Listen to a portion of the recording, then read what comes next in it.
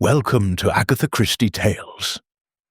Tonight, we journey beyond the grey shores of England to the sun-drenched hills of Lisbon, where ancient streets wind like secrets, and the scent of orange blossom mingles with something far more sinister. It is here that Hercule Poirot and his faithful companion Captain Hastings find themselves drawn into a mystery as intricate as the famous azulejo tiles that adorn the city's walls.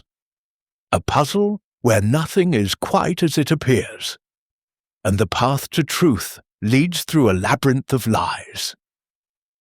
Join us for the Lisbon Labyrinth, a tale of betrayal, obsession and murder most elegant, crafted in homage to the masterful Agatha Christie, whose genius we honour, though this mystery unfolds on our own terms. Before we begin, tell us in the comments, where are you joining us from tonight? Your presence illuminates our journey through these shadowed mysteries. Now, let the story unfold. Chapter 1. The Summons to Portugal. The April rain fell upon London with that peculiar persistence that seemed designed to dampen not merely one's clothing, but one's very soul. I, Captain Arthur Hastings, stood at the window of Poirot's flat in Whitehaven Mansions, watching the grey curtain descend upon the street below, and felt the familiar restlessness that comes to a man who has known adventure, and finds himself, temporarily, without it. Behind me, Hercule Poirot sat in his customary chair, his small patent leather shoes positioned with geometric precision upon the footstool, his fingers steepled beneath that magnificent waxed moustache. His egg-shaped head tilted slightly as he observed me with those shrewd green eyes that missed nothing, absolutely nothing. "You are bored, Hastings," he announced. It was not a question. "I confess the weather does little to lift one's spirits," I replied, turning from the window. "It is not the weather." Poirot's moustache twitched with amusement. "It is the absence of, how do you English say it, excitement. You pace like the caged tiger. You sigh. You look upon the rain as though it has personally offended you." I had to smile at that. "You know me too well, old friend." Hercule Poirot, he knows everyone too well. It is both his gift and his burden. He reached for his tisane, that herbal concoction he preferred to honest English tea, and sipped with evident satisfaction. "But perhaps, mon ami, your prayers are about to be answered." Before I could inquire as to his meaning, there came a sharp rap upon the door. Poirot's eyebrows rose a fraction of an inch. He had been expecting this, I realized. The visitor proved to be a telegram boy, rain-soaked and breathless, bearing an envelope marked with the distinctive insignia of the Continental Telegraph Service. Poirot accepted it with a gracious nod, pressing a coin into the boy's palm, and waited until the door had closed before slitting the envelope with a silver letter opener. I watched his face as he read. The green eyes flickered, sharpened, and then, yes, there was that gleam I had come to recognize, the gleam of the hunter who has caught the scent. "What is it?" I demanded. Poirot passed me the telegram without comment. I read aloud, "Hercule Poirot, Whitehaven Mansions. London, stop, require your immediate assistance. Lisbon, stop, matter of life and death. Stop, my brother Henrique murdered. Stop, police suspect wrong man. Stop, will pay any fee. Stop, come at once. Stop, signed Maria Elena Carvalho, stop." "Good Lord," I breathed, "murder in Lisbon." So it would appear. Poirot rose from his chair, and I observed that his lethargy had vanished entirely. He moved now with purpose, his small frame almost vibrating with energy. "The little grey cells, Hastings, they have been too long without proper employment. This telegram, it arrives like the gift from heaven. Do you know this family? The Carvalhos?" "By reputation only." Poirot moved to his bookshelf, extracting a leather-bound volume that I recognized as his personal directory of European families of note. Carvalho? Yes, here.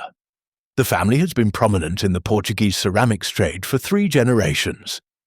Henrique Carvalho, the current patriarch, expanded the business considerably. Exports to England, France, even America.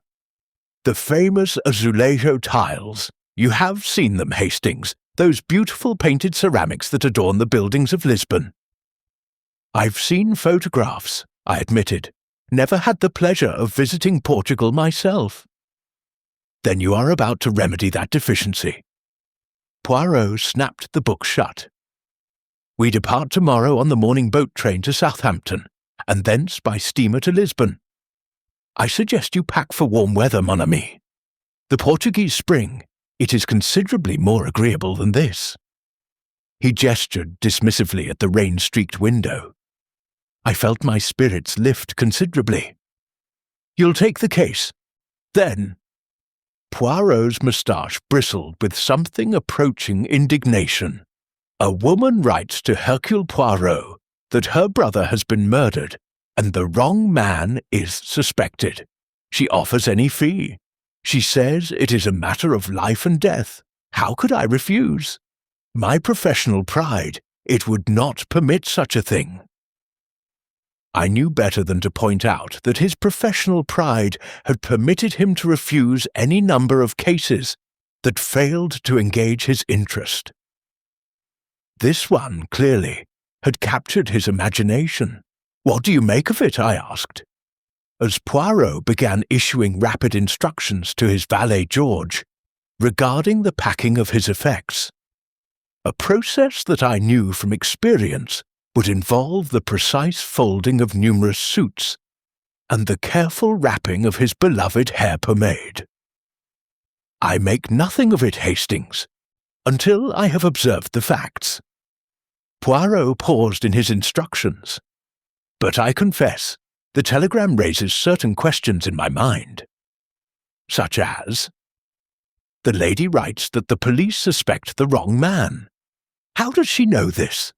What evidence does she possess that the authorities lack? And why does she not present this evidence herself? He shook his head slowly. No, there is more here than meets the eye. The little grey cells, they detect the complexity beneath the surface. The journey to Lisbon took the better part of 3 days. The boat train to Southampton, followed by a steamer passage through the Bay of Biscay, mercifully calm for Poirot's constitution, did not take kindly to rough seas. And finally, our arrival at the port of Lisbon, on a morning so brilliant with sunshine that I felt as though we had entered an entirely different world. And indeed, we had. As our hired automobile wound through the streets of the Portuguese capital, I found myself enchanted by a city unlike any I had encountered in my travels. The buildings rose in shades of pink and yellow and white, their facades adorned with those extraordinary tiles Poirot had mentioned, the azulejos, depicting everything from religious scenes to geometric patterns in brilliant blues and whites. The streets themselves seemed to climb and descend at impossible angles, creating a labyrinth of cobbled passages and sudden stairways that spoke of centuries of history layered one upon another. "It is beautiful, no?" Poirot observed, though I noticed he gripped the door handle rather tightly as our driver navigated a particularly precipitous descent.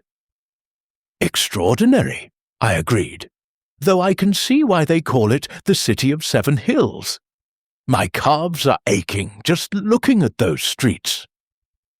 "We must hope our investigation does not require too much physical exertion," Poirot murmured. "Hercule Poirot, he is a man of the mind, not of the legs." Our destination was the Villa Carvalho, situated in the Lapa district, an area I gathered favoured by the wealthy and diplomatic classes. The villa itself was a handsome 3-story structure of pale stone, surrounded by gardens that even in April blazed with bougainvillea and jacaranda.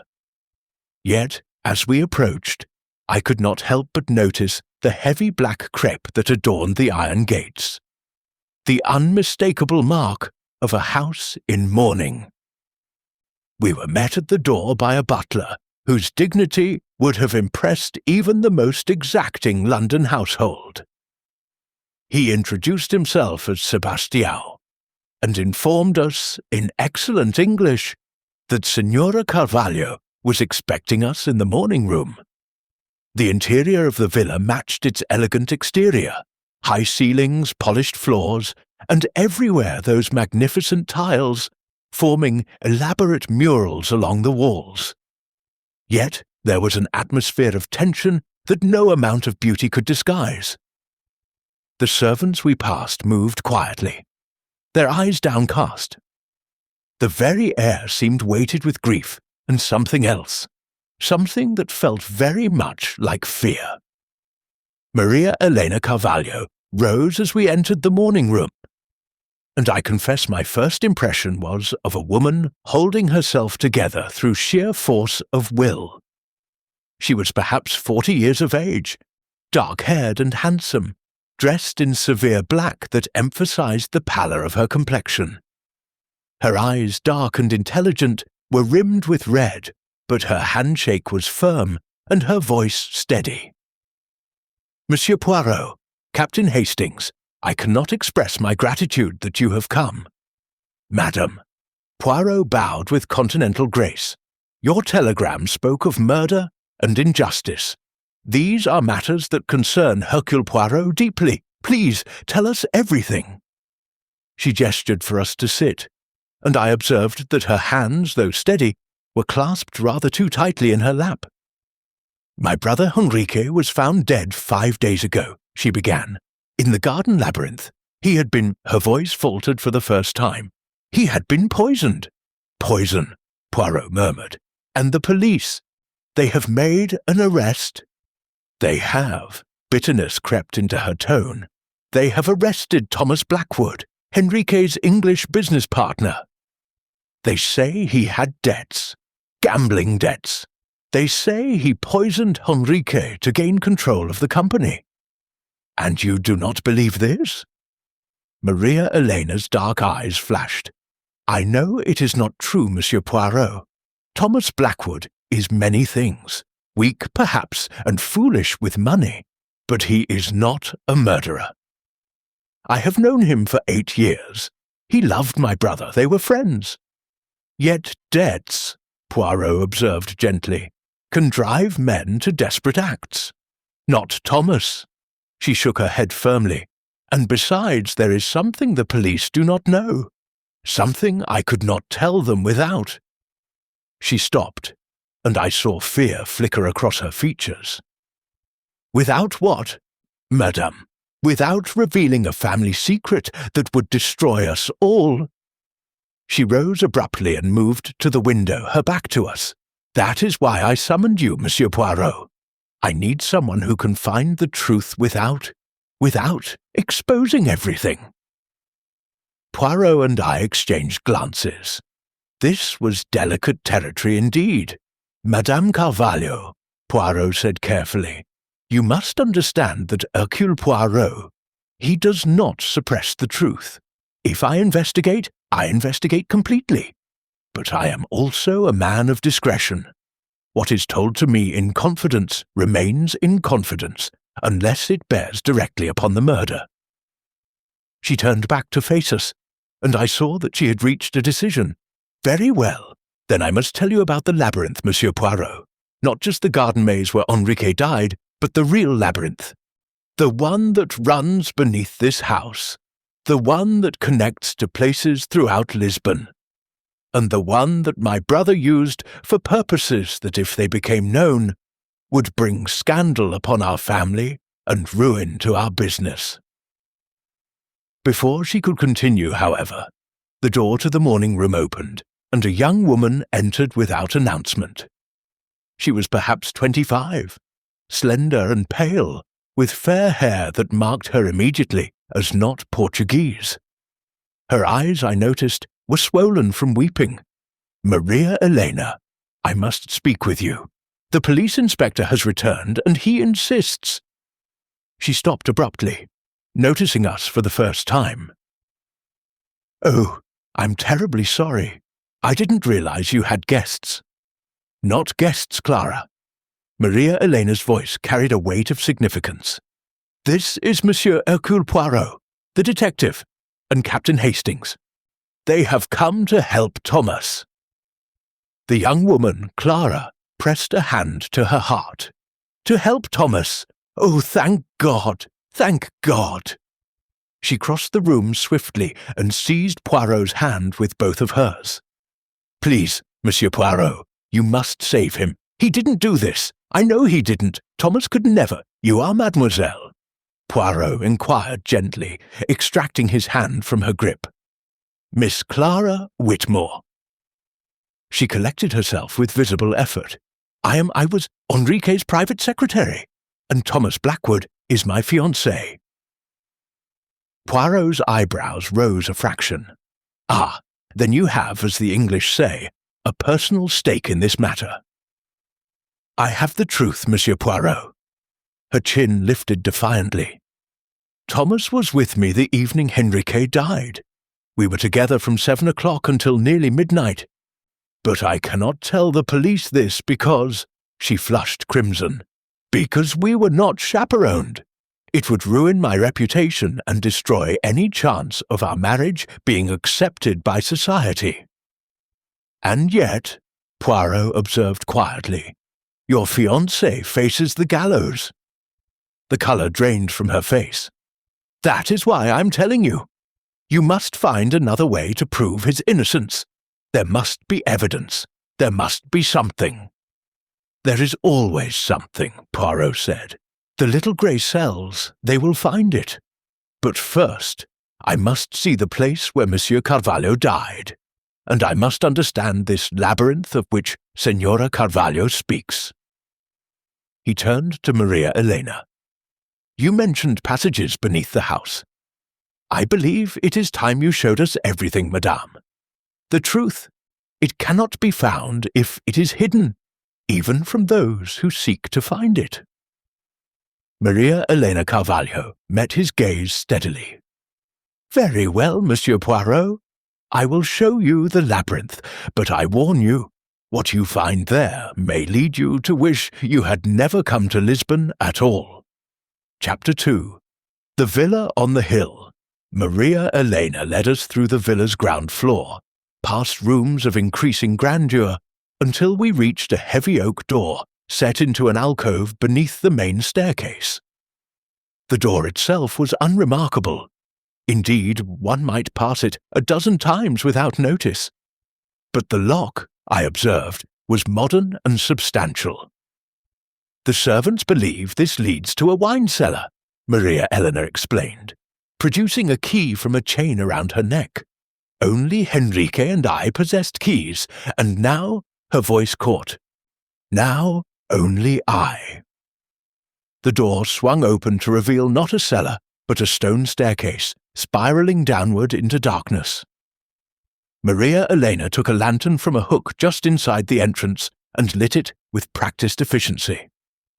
The flame cast dancing shadows upon walls that glistened with moisture. "How far does it descend?" I asked, peering into the gloom. 30 feet, perhaps more. The passages date from the 16th century, built during the Inquisition, when certain families required discretion. She began the descent, and we followed, Poirot placing each patent leather shoe with evident distaste upon the damp stone steps. "The Inquisition," Poirot murmured. "Your family, they were of the Jewish faith?" Maria Elena glanced back, surprised. "You are perceptive, monsieur. Yes, our ancestors were conversos, Jews who converted to Christianity but maintained their true faith in secret.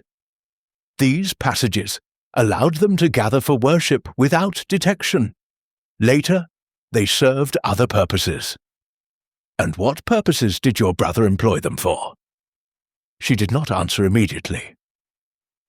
We had reached the bottom of the staircase, emerging into a vaulted chamber perhaps 20 feet square.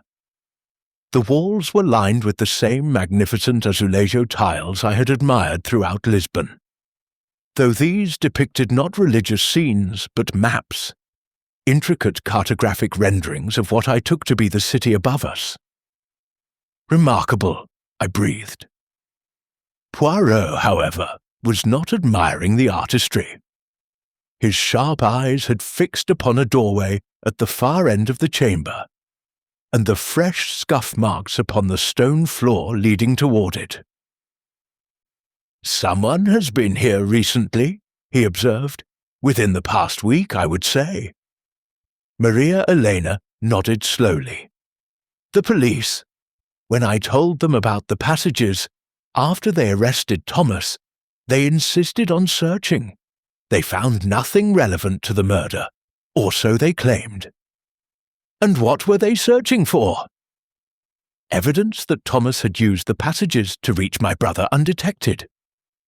She moved to the tiled map upon the wall, tracing a line with her finger. "You see, these tunnels connect to several locations throughout the Alfama district, the old quarter.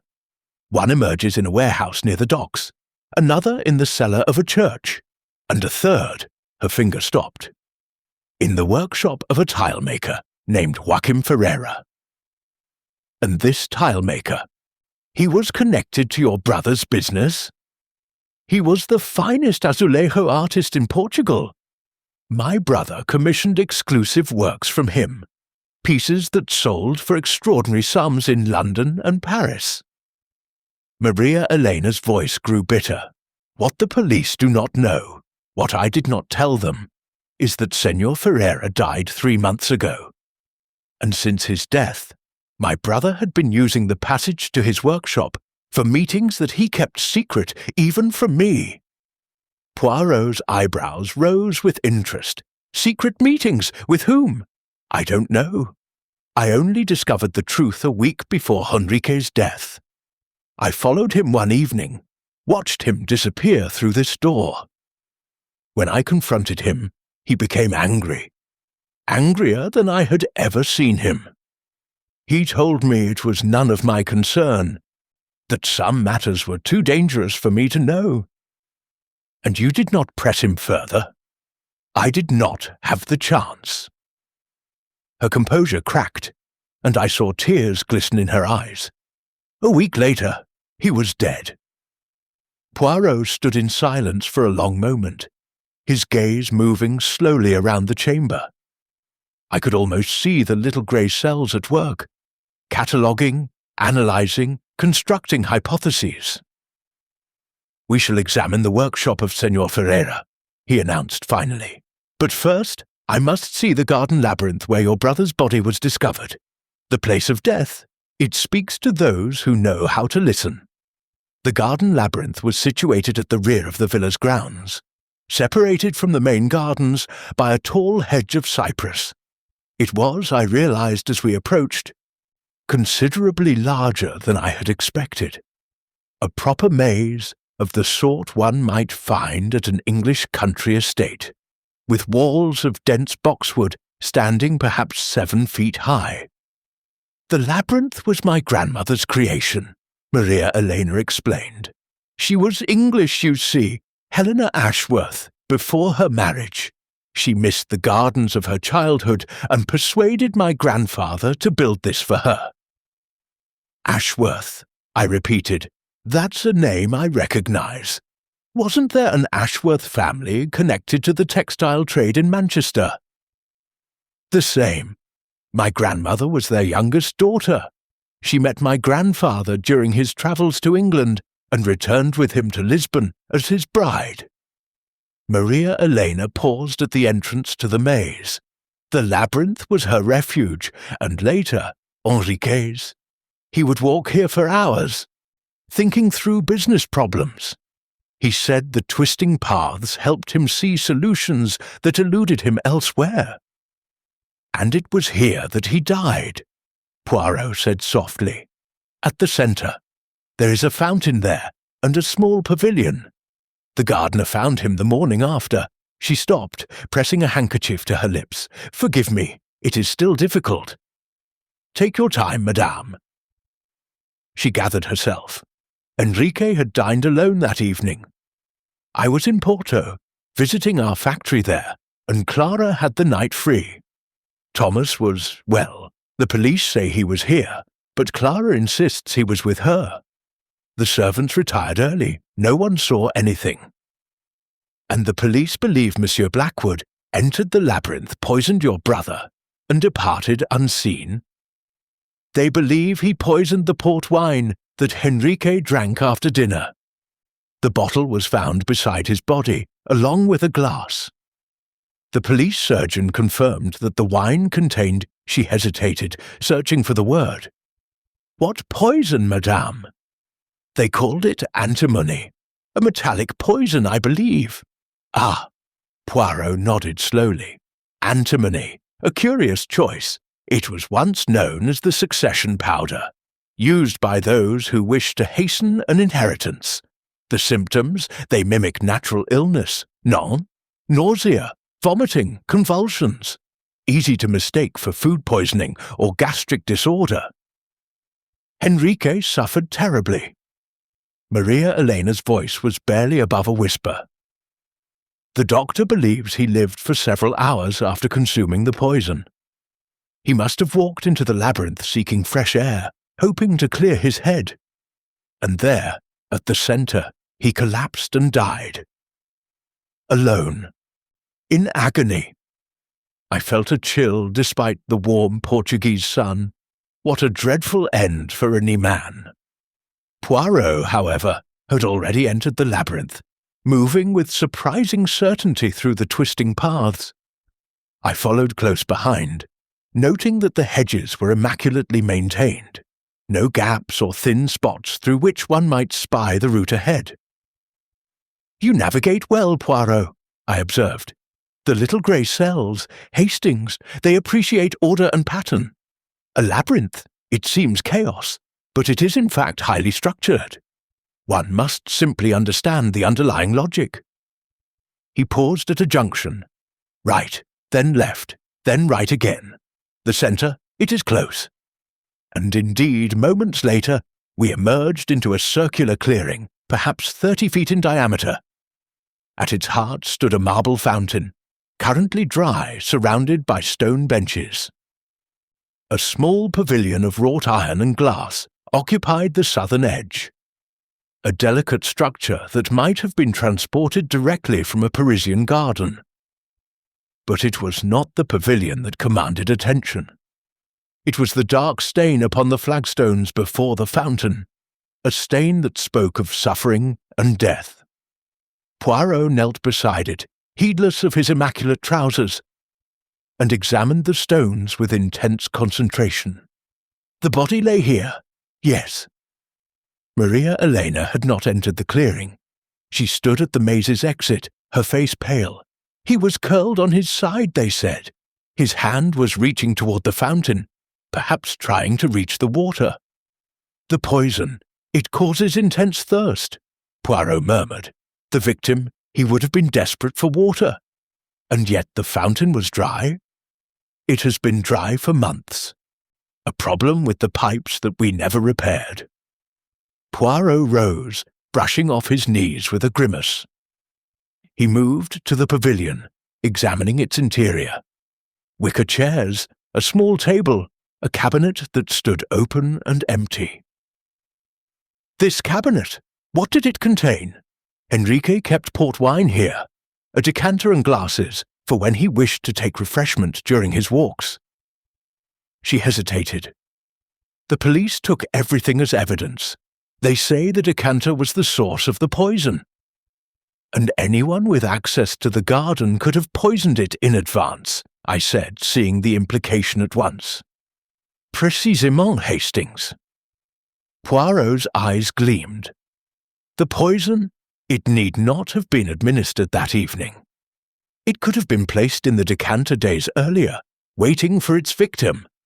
The question is, who had access?" "Everyone," Maria Elena admitted. The garden is not locked. Any member of the household could enter freely, the family, the servants, even guests. And Monsieur Blackwood, he was a frequent visitor. He came to the house several times a week for business. He knew of Henrique's habit of walking in the labyrinth. He knew about the port wine. She shook her head angrily, which is exactly what the police seized upon. But knowledge is not guilt, Monsieur Poirot. Indeed it is not. Poirot turned slowly, surveying the clearing. Tell me, madame, when the body was discovered, was there anything unusual, anything out of place? Even the smallest detail might prove significant. Maria Elena frowned, thinking, the gardener Paolo, he mentioned something. He said Henrique's shoes were muddy. But that made no sense, because the paths in the labyrinth are flagstone, and it had not rained in days. Poirot's head came up sharply. Muddy shoes, and yet no mud upon the path. This is most interesting. Is it significant? Everything is significant, madame, until proven otherwise. He walked the perimeter of the clearing, pausing at several points to examine the hedge more closely. At one spot, he stopped entirely, bending to peer at something near the base of the boxwood. Hastings, come here! I joined him and saw what had caught his attention. A small scrap of fabric, dark blue, expensive-looking, was caught upon a twig near the ground. Someone pushed through the hedge here, Poirot said quietly. Recently? You see how the branches are bent? And this fabric, he extracted it carefully with his handkerchief. It is from a man's suit. Good quality. The weave suggests English tailoring. Thomas Blackwood is English, Maria Elena said, her voice hollow. So are many men, madame, including Captain Hastings here. Poirot pocketed the fabric. But this evidence, it suggests that someone entered or exited the labyrinth by an unorthodox route. Why would a man push through a hedge when the paths are clearly marked? Because he did not wish to be seen, I offered. Or because he did not know the way, Poirot countered. A man familiar with the labyrinth would navigate it easily, but a stranger, or someone in haste, might seek the most direct route, regardless of obstacles. He stood, brushing leaves from his coat. Madame Carvalho, I must interview your household. Every servant, every family member, every person who had access to this house in the week before your brother's death. And I must speak with Thomas Blackwood in his prison cell. That can be arranged. I have been permitted to visit him. I can request that you accompany me. Excellent. But first, Poirot's gaze returned to the stain upon the flagstones. First, I must understand the dead man himself, his habits, his secrets, his enemies. You spoke of a family secret that would destroy you all. The time has come, madame, to illuminate that darkness. Maria Elena closed her eyes briefly. When she opened them, I saw resignation there, and something that might have been relief.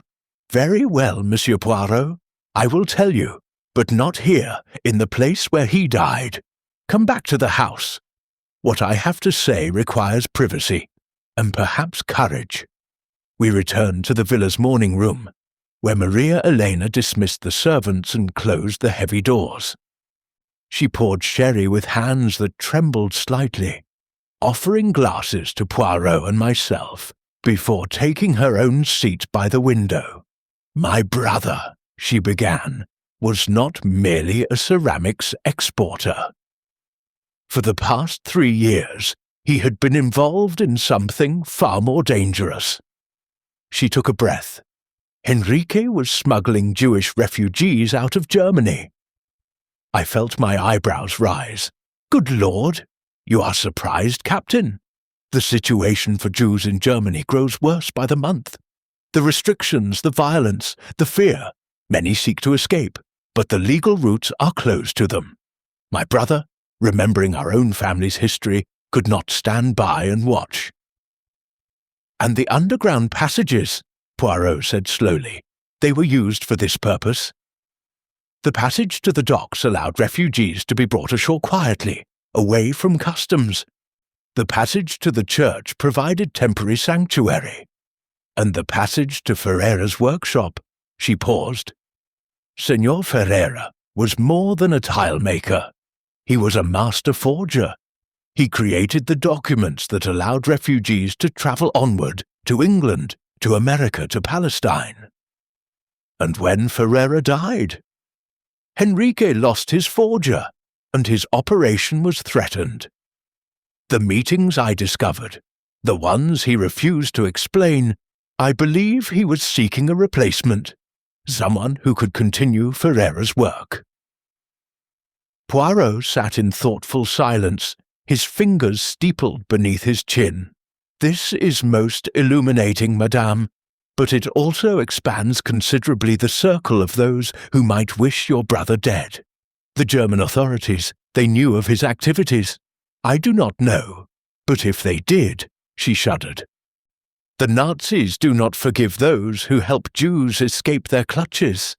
And the refugees themselves, those your brother aided, might any of them have reason for resentment? Resentment? He saved their lives. And yet, madame, gratitude is not always the response to salvation. Sometimes there is shame or dependency, or, if the rescue came with conditions, obligation that festers into hatred." Maria Elena shook her head firmly. "I cannot believe any refugee would harm Henrique. He asked nothing in return. Then we must look elsewhere."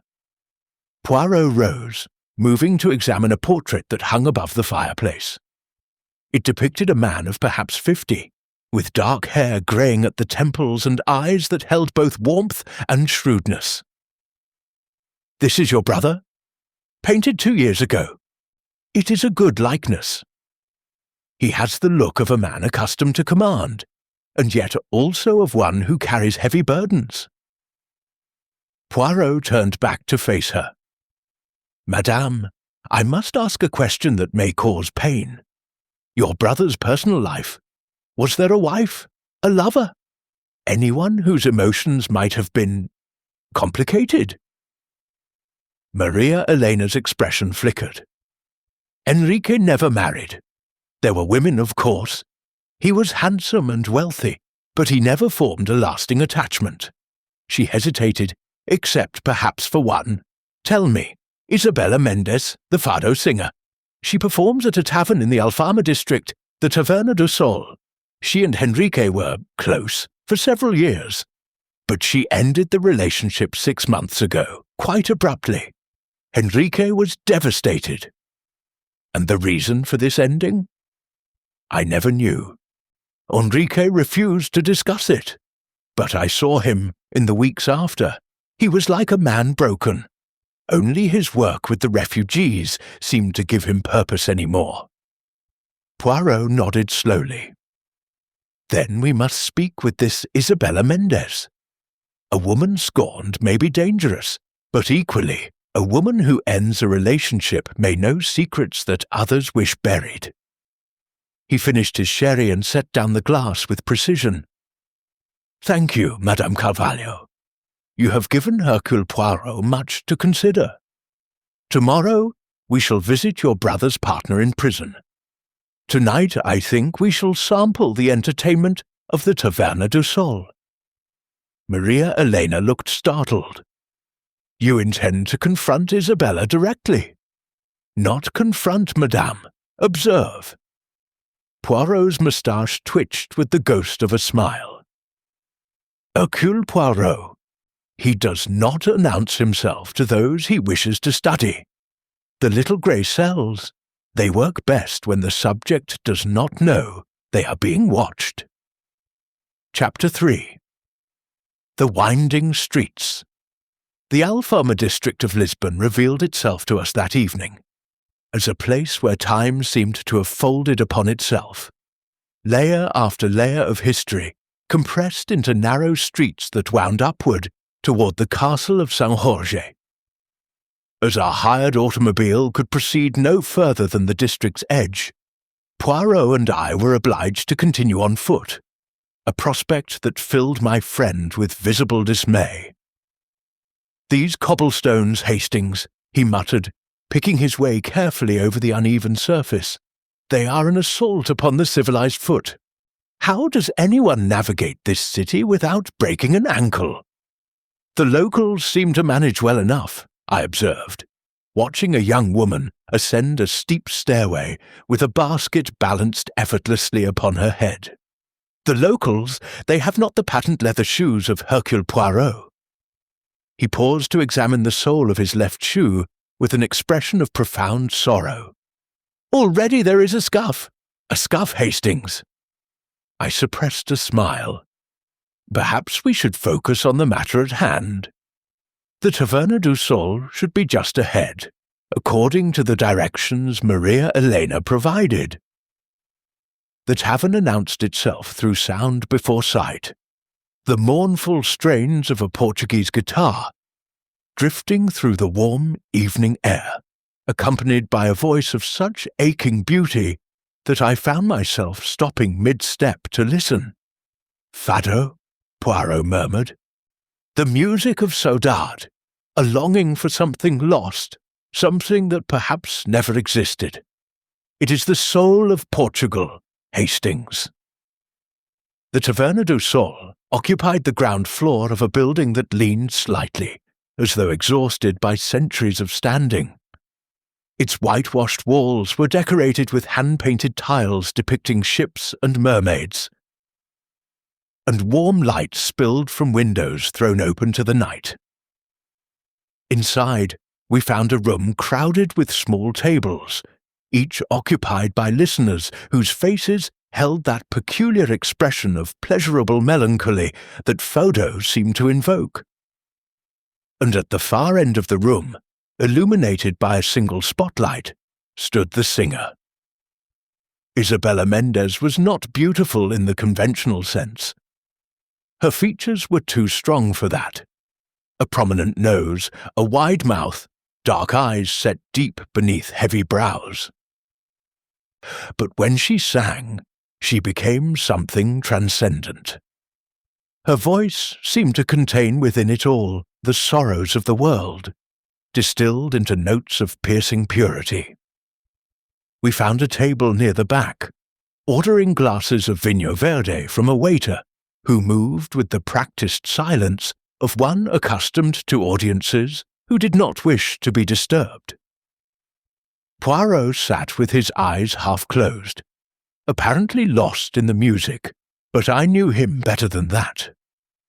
Those shrewd green eyes missed nothing, not the way Isabella's gaze swept the room between verses, not the nervous manner in which a man at the front table drummed his fingers, not the two well-dressed gentlemen near the door who seemed more interested in the patrons than the performance. The song ended, and the room erupted in applause. Isabella acknowledged it with a slight bow, then retreated through a curtained doorway at the back of the stage. "We follow?" I asked quietly. "Not yet."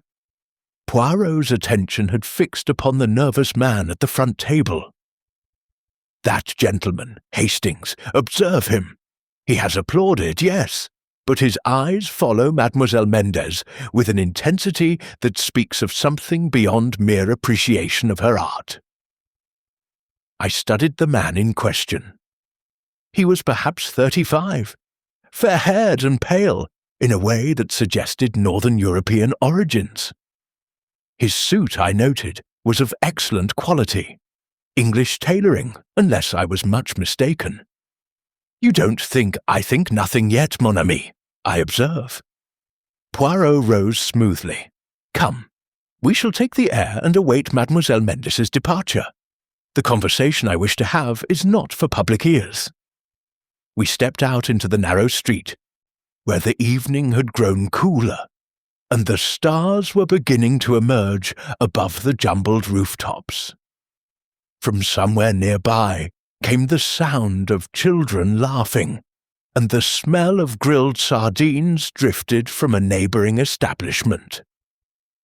"A pleasant city," I remarked. "Under other circumstances, one might enjoy a holiday here." "Circumstances, Hastings, are rarely what we would choose them to be." Poirot positioned himself in the shadow of a doorway opposite the tavern's rear entrance. "And here I think we shall not wait long." Indeed, scarcely 10 minutes had passed before the back door opened, and Isabella Mendez emerged, wrapped in a dark shawl against the evening chill. She walked quickly, head down, moving with the certainty of one who knew these streets intimately. We followed at a discreet distance, Poirot managing the cobblestones with grim determination. Isabella led us through a series of increasingly narrow passages, climbing steadily, until she reached a small church set into the hillside. A modest structure of weathered stone, its facade adorned with those ubiquitous azulejo tiles. She paused at the church door, glancing back along the street. For a moment, I thought she had spotted us, but her gaze passed over our shadowed doorway without pause. Then she slipped inside. "The church," Poirot breathed. "Maria Elena spoke of a passage connecting to a church. Could this be the same?" "Only one way to find out." We crossed to the church entrance and eased the door open. Inside, candles flickered before a small altar, casting dancing shadows across worn wooden pews. The air smelled of incense and age. Of Isabella Mendez, there was no sign. Poirot moved silently down the central aisle, his eyes scanning the space. Near the altar he stopped, his attention caught by something on the floor. "Here, Hastings, you see!" I looked where he pointed, and saw a scuff mark upon the flagstones, fresh by the look of it, and leading toward a wooden confessional booth built into the wall. Poirot approached the confessional and examined it closely. His fingers found something, a hidden latch, cunningly concealed within the carved decorations. And with a soft click, the back panel of the booth swung inward, revealing darkness beyond. "The passage," I whispered. "It would appear so." Poirot peered into the opening, wrinkling his nose. "The air, it is damp. The passage descends, I think, but we cannot follow without light. And to follow now would be to reveal ourselves." He closed the panel carefully, ensuring the latch was secure. "We have learned enough for the moment. Mademoiselle Mendez knows of the passages beneath Lisbon, and she uses them still, even after Henrique Carvalho's death. The question is, why?" We returned to our hotel, a comfortable establishment in the Chiado district, and I confess I was grateful to rest my feet after the evening's exertions. Poirot, however, showed no signs of fatigue. He sat in the chair by the window, his fingers steepled, his eyes distant with thought. "The pieces, Hastings, they begin to arrange themselves," he said at last, "but the picture they form is not yet clear." "What do we know so far?" I asked, settling into my own chair with a brandy. "We know that Henrique Carvalho was engaged in dangerous work, smuggling refugees from Nazi Germany. We know that his forger, Senor Ferreira, died 3 months ago, and that Henrique was seeking a replacement through secret meetings at Ferreira's workshop. We know that his former lover, Isabella Mendez, has access to the underground passages and uses them for purposes unknown. And we know that Thomas Blackwood stands accused, with gambling debts as his motive. The gambling debts." Poirot's moustache twitched.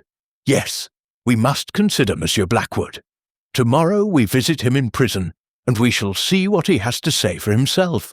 But tonight there is something else that troubles the little grey cells." "What's that?" "The muddy shoes, Hastings.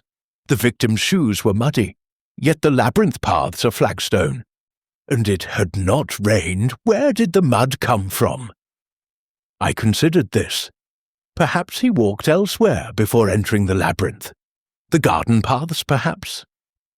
The main garden paths are gravel, not mud, and the servants would surely have noticed if their master had been tramping through flower beds. Poirot shook his head. No, the mud came from somewhere else, somewhere that Henrique Carvalho visited on the evening of his death, somewhere that no one knows about. The underground passages? Précisément. Poirot's eyes gleamed. The passages are damp. I smelled the moisture myself when we opened the panel in the church. If Henrique walked through those tunnels on the night he died, it would explain the mud upon his shoes. But why would he enter the passages that night? And where did he go? These are the questions we must answer. Poirot rose and moved to the window, gazing out at the moonlit city. Tomorrow brings interviews with the imprisoned Blackwood, with the servants of the household, and perhaps with the mysterious Mademoiselle Mendez herself. The labyrinth of lies, Hastings, it begins to reveal its pattern. But we are not yet at the centre. The morning brought clear skies and a summons from Maria Elena Carvalho. She had arranged for us to visit Thomas Blackwood at the Cadea do Limoeiro, the ancient prison that overlooked the Tagus River like a stone sentinel of justice, or, depending on one's perspective, injustice. The prison itself was a grim edifice, its walls stained by centuries of rain and human misery. We were escorted through echoing corridors by a guard whose face suggested he had long ago ceased to feel curiosity about the visitors he admitted. Thomas Blackwood awaited us in a small interview room, seated at a wooden table, his wrists bound by iron cuffs attached to a chain. He was younger than I had expected, perhaps 30, with fair hair that had grown unkempt during his incarceration, and blue eyes that held both fear and desperate hope. "Monsieur Poirot," he said, rising awkwardly, "Maria Elena told me you were coming. Thank God. You must believe me. I didn't kill Henrique. I would never. He was my friend, my partner, my—" His voice cracked. "Please, sit," Poirot said gently. "We are here to find the truth, Monsieur Blackwood. That is all. Whether that truth exonerates you or condemns you, I cannot say until I have heard it." Blackwood sank back into his chair, his chains rattling. "The truth is simple. I didn't do it. I wasn't even at the villa that night. I was with Clara, at her lodgings in the Bairro Alto. We were together from 7 until nearly midnight. And yet you cannot prove this without destroying Mademoiselle Whitmore's reputation. What choice do I have?" Blackwood's hands clenched. "Clara is willing to testify. She says she'd rather be ruined than see me hang. But I won't allow it. There must be another way." Poirot regarded him steadily. "Tell me about your debts, monsieur." Blackwood flushed. "The police have made much of that, haven't they? Yes, I gamble. Yes, I owe money, rather a lot of it if I'm honest. But I would never kill for it, never. And besides, Enrique's death doesn't help me. His share of the business passes to Maria Elena, not to me. I'm worse off now than I was before. The police believe you intended to seize control of the company. The police believe what's convenient." Bitterness crept into his voice. "I'm English. I'm in debt. I had access to the wine decanter. That's enough for them." Poirot leaned forward. "The decanter, tell me about it. When did you last see it?" Blackwood frowned, thinking, 3 days before Henrique died. I was at the villa for a business meeting. Afterward, Henrique suggested a walk in the labyrinth. We stopped at the pavilion, and he poured us each a glass of port from the decanter. We talked about expanding the American market. He swallowed hard. It was a good afternoon. And the port? It was normal. No unusual taste or appearance. Perfectly normal. I'd have noticed otherwise. Which means, Poirot murmured, almost to himself, the poison was introduced sometime in the 3 days between your visit and the night of the murder. Anyone could have done it, Blackwood said eagerly. Anyone with access to the garden, the servants, the family, visitors, including Mademoiselle Mendez. Blackwood's expression shifted. Something flickered in his eyes that might have been surprise, or recognition, or fear. Isabella, I suppose she visited occasionally when she and Henrique were together. But they ended things months ago. And yet she still uses the underground passages connected to the villa. Did you know this? Now Blackwood's face showed genuine shock. The passages, how do you— He stopped himself. You know about the refugee work. I know everything, Monsieur Blackwood. Or I shall, before this investigation is complete. Poirot's voice hardened slightly. Now tell me, what was your role in Henrique's secret activities? Blackwood was silent for a long moment. Then, slowly, he nodded. I helped. Of course I helped. I arranged the English documentation, contacts I had from before the war, people who could provide legitimate papers once the refugees reached London. Henrique handled the Portuguese end. I handled the British. We were a team. His voice softened. That's why I could never have killed him. We were saving lives together, Monsieur Poirot. How could I destroy the man who made that possible? Poirot sat back, his expression unreadable. A compelling argument, monsieur, but conviction and innocence are not always the same thing.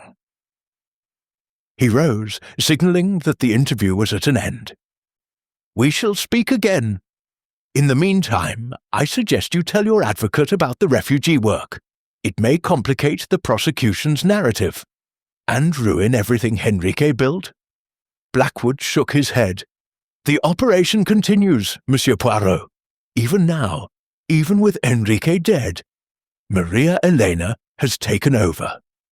If the authorities learn the truth, people will die. People who are counting on us to save them. Poirot paused at the door. Then we must find the real killer quickly, must we not? Before justice and mercy find themselves in fatal conflict. Chapter 4. The Azulejo Clue. The workshop of the late Joaquim Ferreira occupied a crumbling building in the shadow of the Lisbon Cathedral. Its facade so weathered that one might pass it 100 times without realizing it housed anything of value. Maria Elena had provided us with a key, one that had belonged to her brother, and as Poirot fitted it into the rusted lock, I could not help but feel we were crossing a threshold into secrets long buried. The door groaned open, releasing a smell of dust and pigment and something else, something chemical that stung the nostrils. The materials of forgery, Poirot murmured, stepping inside. Inks, solvents, bleaching agents. Senor Ferreira was a craftsman of deception as much as art. The workshop's ground floor was devoted to the legitimate trade. Racks of ceramic tiles in various stages of completion, shelves of glazes and brushes, a large kiln that dominated one corner. The famous azulejo designs were everywhere, from religious scenes to geometric patterns, each one demonstrating the extraordinary skill that had made Ferreira's name. But it was not the tiles that interested Poirot. He moved toward a narrow staircase at the rear of the workshop, ascending with careful steps. I followed, my hand instinctively moving to the revolver I carried in my jacket pocket. The upper floor was a single room, its windows shuttered against prying eyes. Here, the evidence of Ferreira's other profession was unmistakable. A large table dominated the space, covered with papers, blank passports, identity documents, travel permits. Bottles of various inks stood in neat rows, alongside delicate brushes and magnifying glasses. A printing press of antique design occupied one corner. "Good Lord," I breathed. "This is quite the operation." "It was," Poirot corrected. "Senor Ferreira is 3 months dead, remember?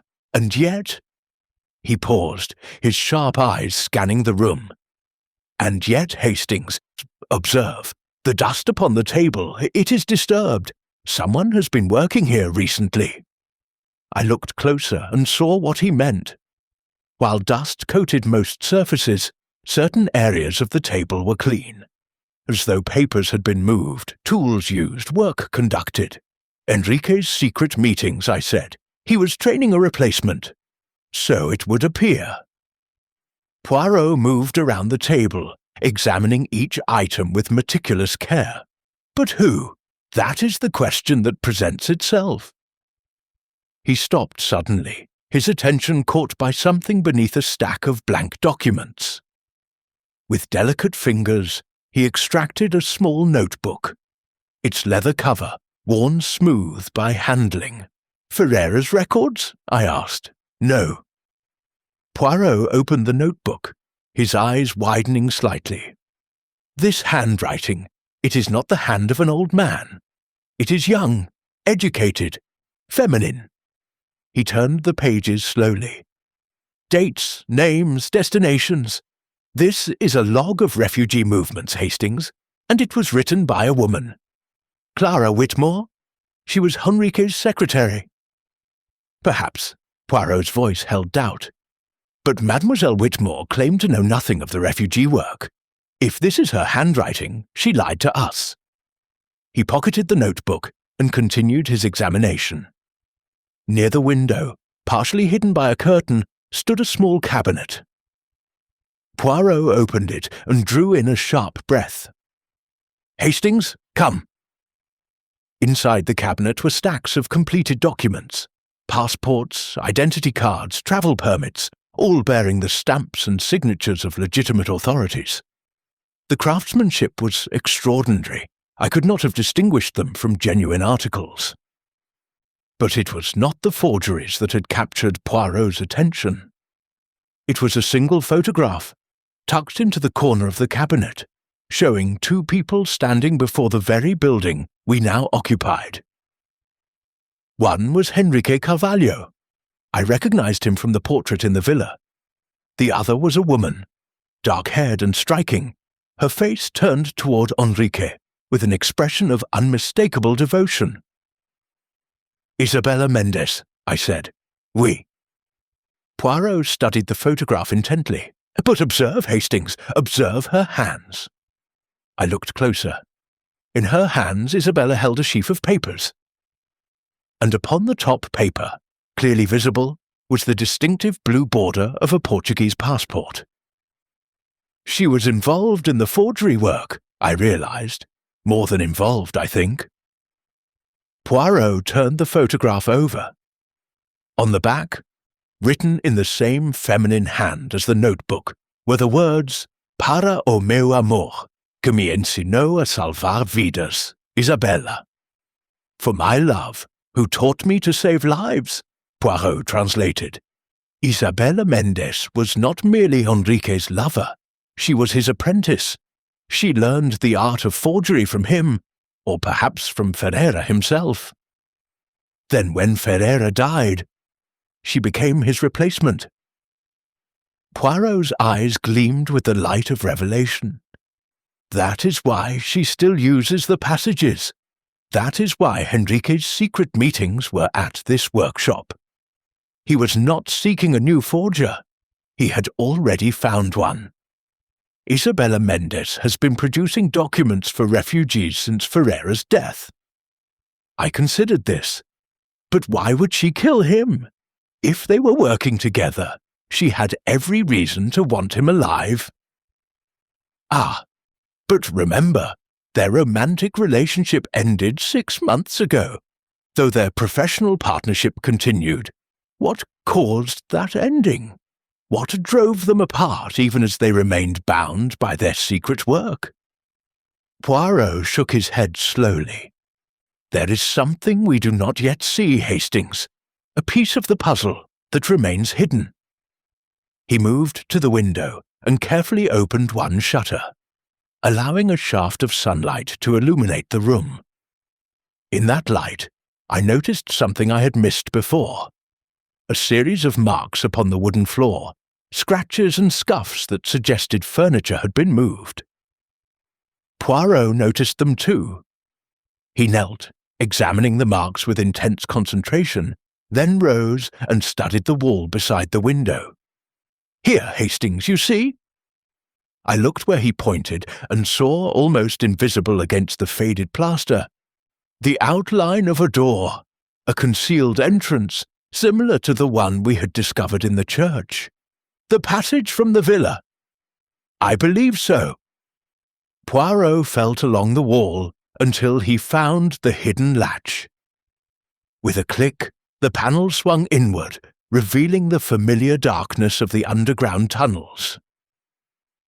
This is how Henrique came and went unseen, and this, he pointed to the floor of the passage just inside the entrance. This is where the mud came from. I crouched beside him.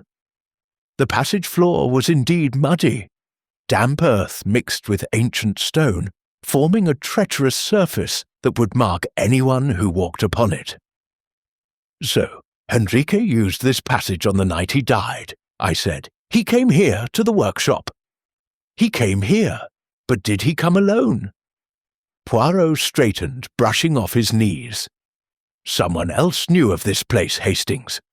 Someone who also had access to the passages, who knew of the refugee work, who had reason to silence Henrique Carvalho permanently. Isabella? Perhaps, but there is another possibility.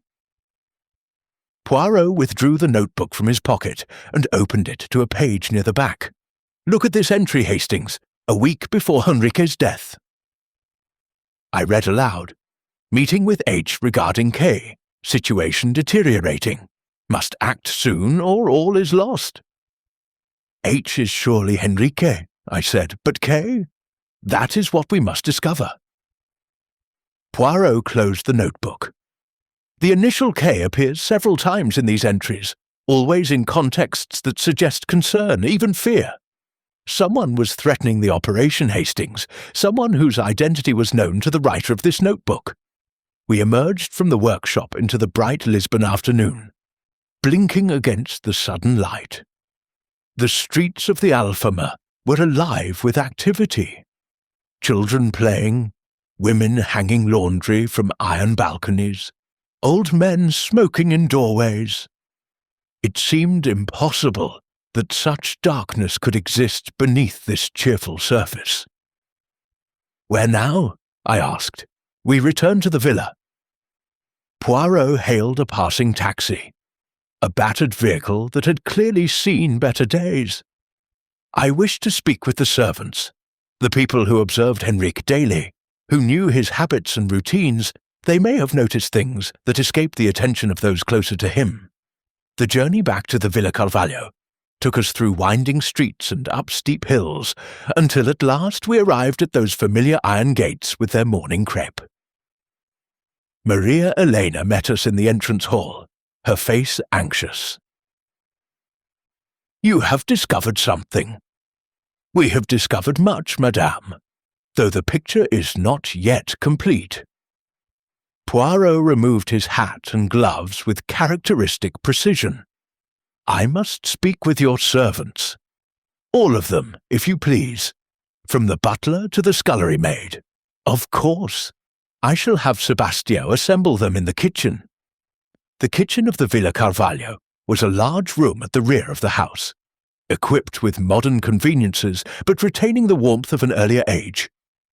Here, before a massive iron stove, we found the household staff assembled. Sebastio the butler, elderly and dignified. A cook named Fernanda, stout and suspicious. 2 housemaids, young and nervous, a gardener, Paolo, weather-beaten and taciturn, and a young footman named Marcos, who could not have been more than 18. Poirot addressed them in Portuguese, a language he spoke with considerably more fluency than I possessed. But for my benefit, he repeated the key exchanges in English. "I wish to know," he began, "of the evening Senor Carvalho died. Who saw him last? Who observed his movements?" It was Sebastio who spoke first, his English accented but precise. "I served the Senor his dinner at 8 o'clock, as was customary. He ate alone. The Senora was in Porto, and Miss Whitmore had the evening free. He seemed preoccupied, but not distressed. And after dinner, he retired to his study with a glass of brandy. I did not see him again."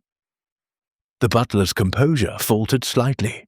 The next I knew was when Paolo found him in the labyrinth. Poirot turned to the gardener. "You discovered the body, Senor Paolo. Tell me exactly what you saw." Paolo shifted uncomfortably, twisting his cap in his weathered hands.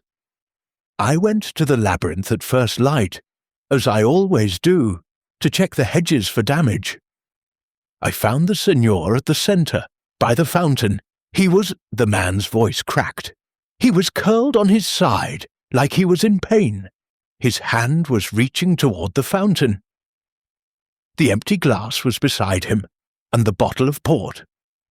And his shoes," Poirot prompted gently. "You mentioned to Senora Carvalho that his shoes were muddy." "Yes, Senor, very muddy. I thought it strange. The Senor was always careful of his appearance. He would not have walked through mud by choice." "Did you observe mud anywhere in the labyrinth? On the paths, perhaps? Or near the entrance?"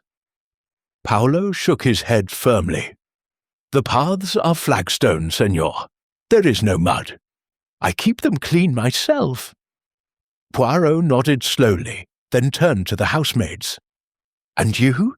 Did either of you notice anything unusual that evening?" The maids exchanged nervous glances. Finally, the elder of the two, a girl named Lucia, spoke up. "I saw someone, Senor. Late that night, perhaps 10 o'clock. I was closing the shutters in the upstairs corridor, and I saw a figure crossing the garden toward the labyrinth." Poirot's eyes sharpened. "A figure, man or woman?" "I could not tell, Senor. It was dark, and they wore a long coat with a hood, but they moved quickly, almost running." "And you did not raise an alarm?" Lucia flushed. "I thought perhaps it was the Senor himself, going for his evening walk. He often walked late. I did not think," her voice broke, "I did not know. You could not have known, child."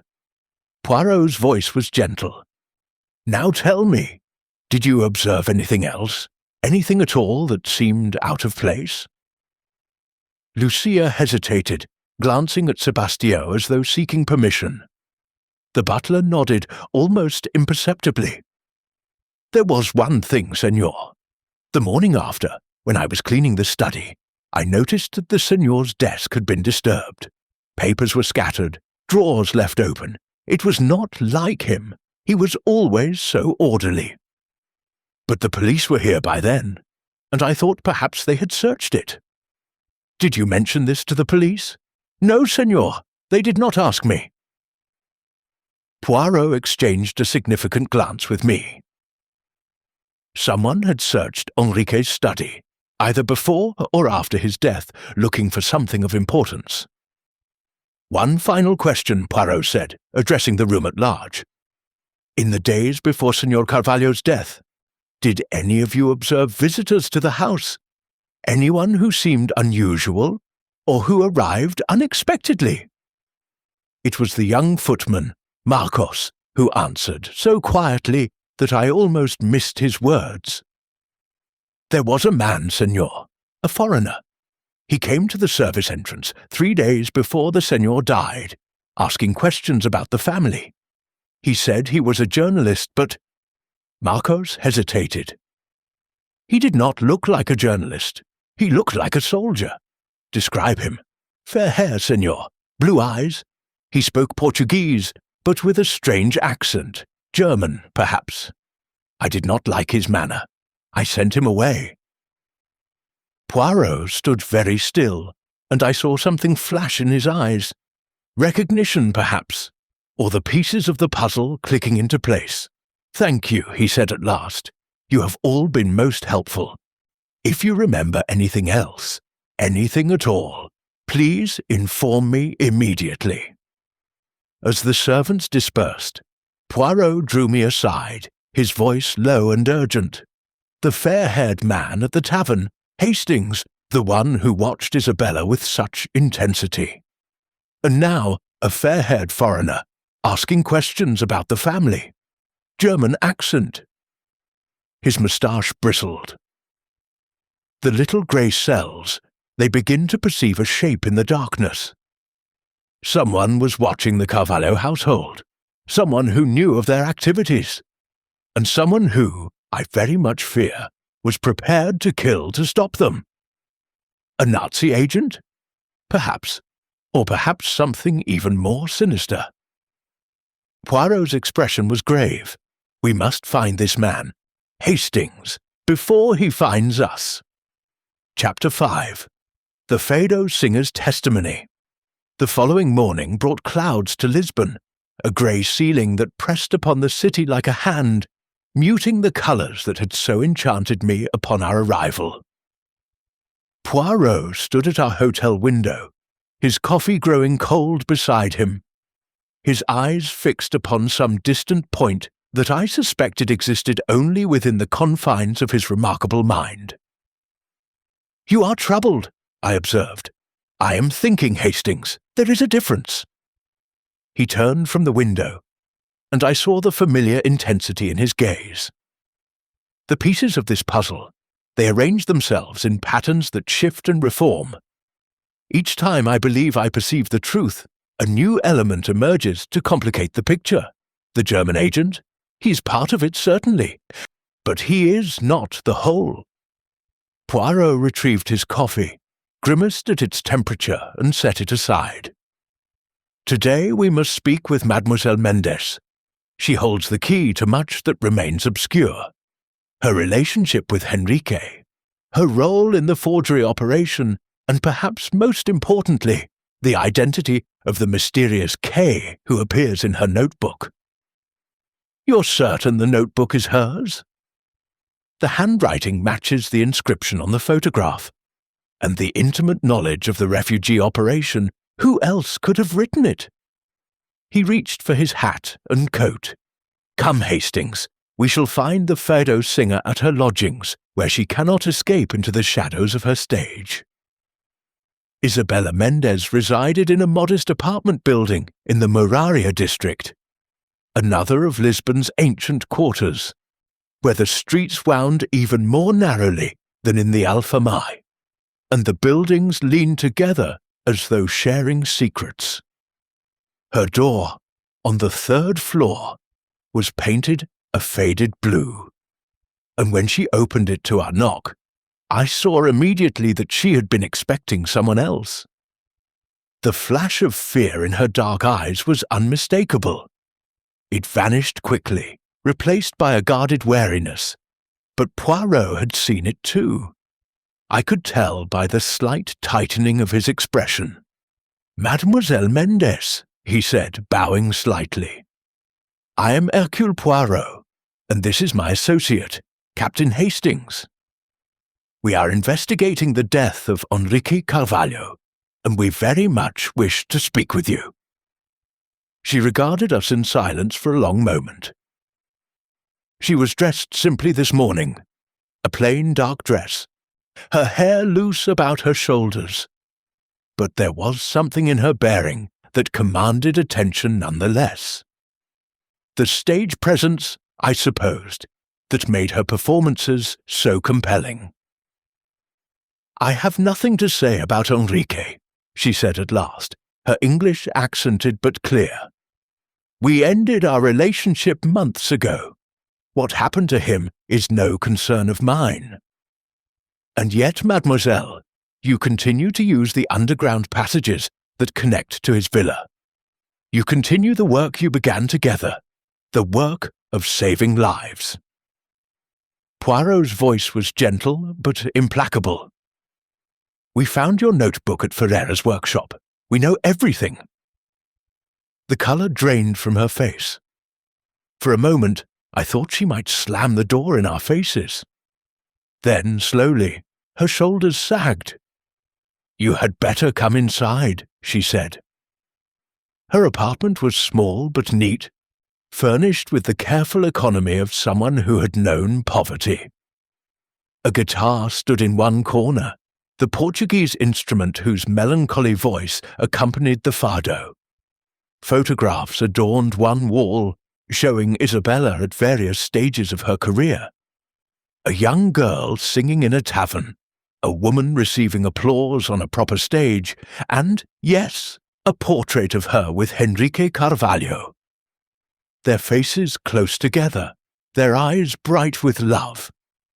She saw me looking at it and turned away. "Please, sit," she said, gesturing to a worn settee.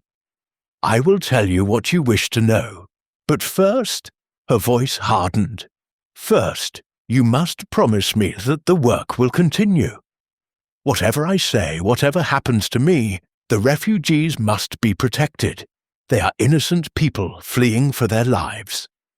They cannot become casualties of this investigation." "Mademoiselle," Poirot said seriously, "Hercule Poirot does not make promises he cannot keep. But I can tell you this.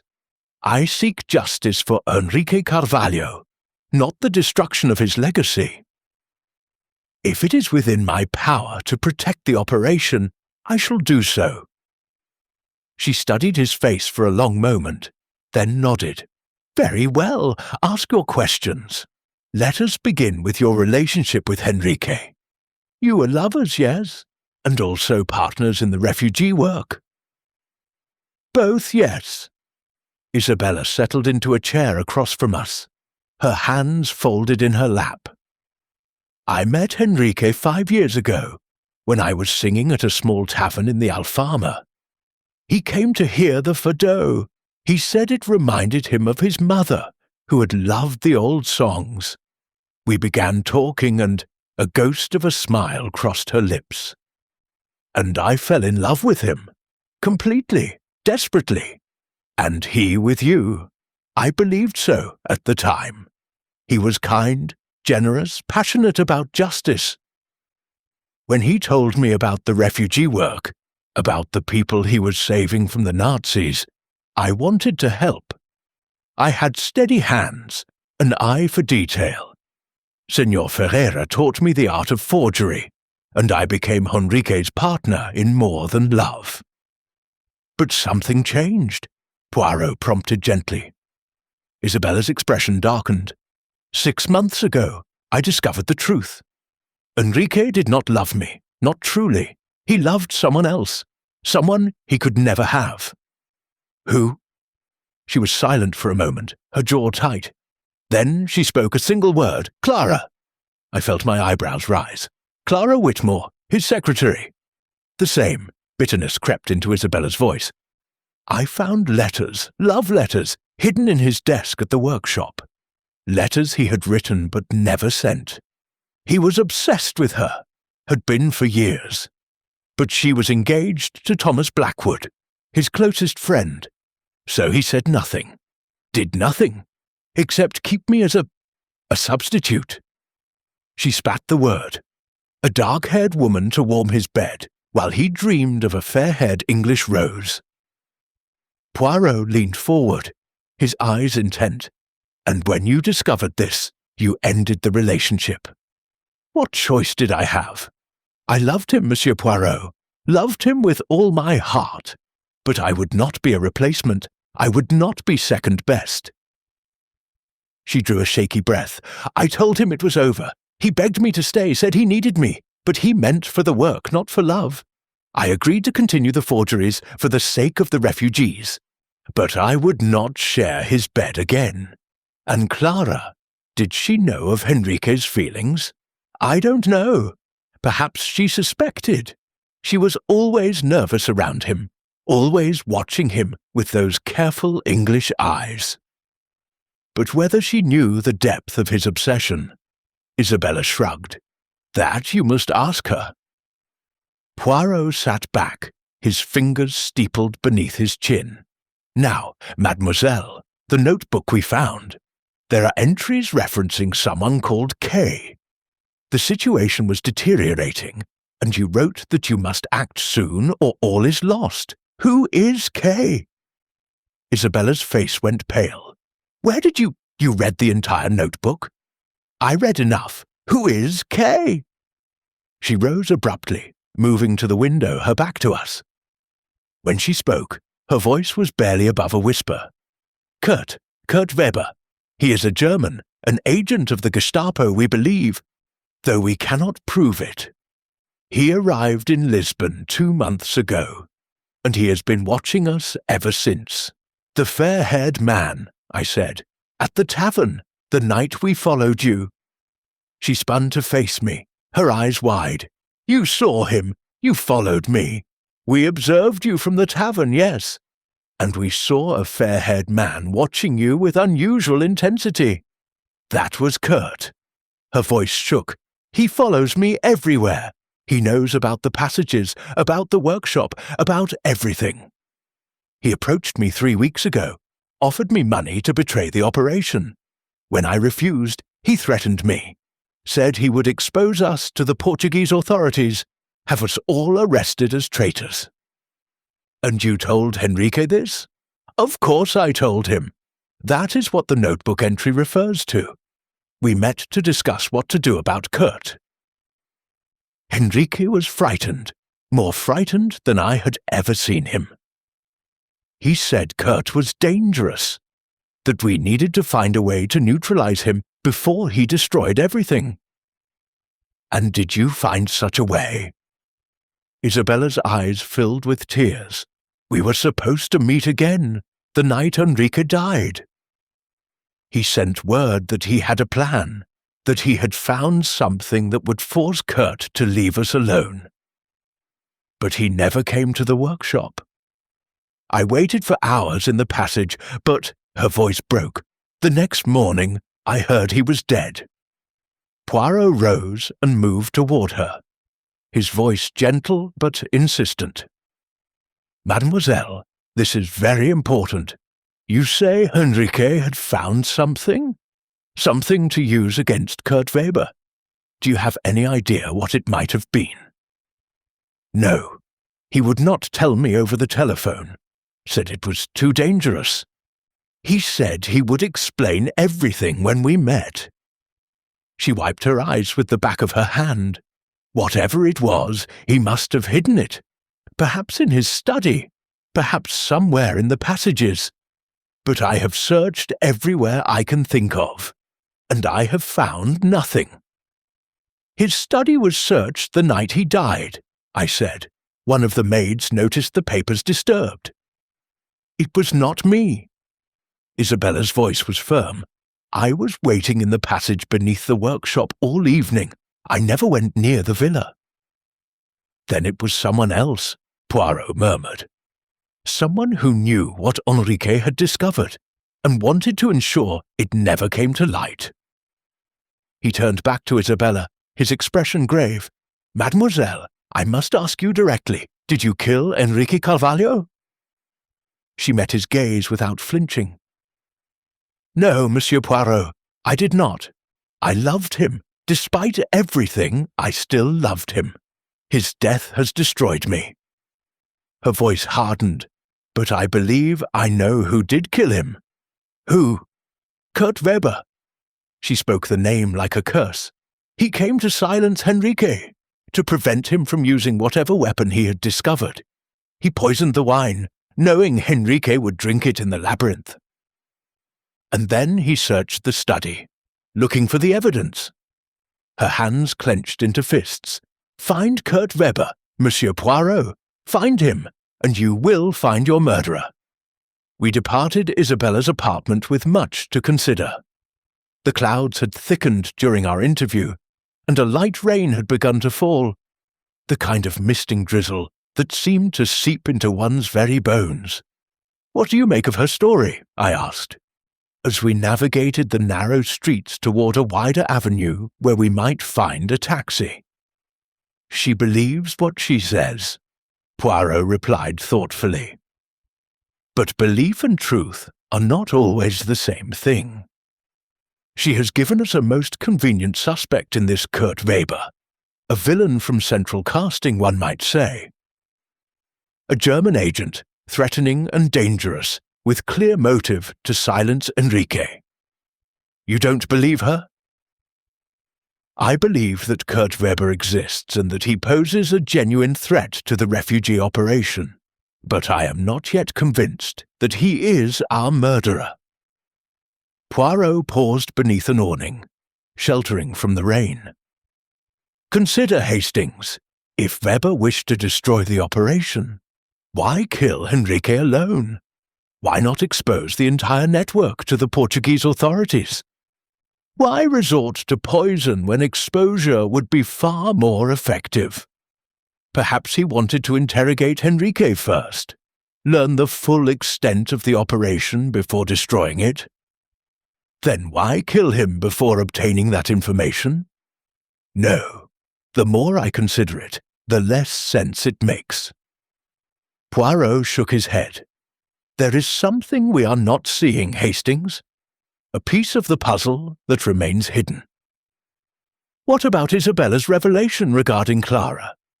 If Henrique was secretly in love with her, yes, the unrequited passion." Poirot's moustache twitched. "That is most interesting. Mademoiselle Whitmore is engaged to Thomas Blackwood, who is accused of Henrique's murder. If Henrique's feelings were known, or suspected, it creates a web of jealousy and resentment that we have not previously considered. You think Clara might be involved? I think we must speak with Mademoiselle Whitmore again, and this time we must not allow her to hide behind her concern for her fiancé's reputation." Poirot stepped out from beneath the awning, heedless of the rain that now spotted his immaculate coat. "But first, there is another matter that requires attention." "What's that?" "The evidence that Henrique discovered, the weapon he intended to use against Kurt Weber. It exists somewhere, Hastings.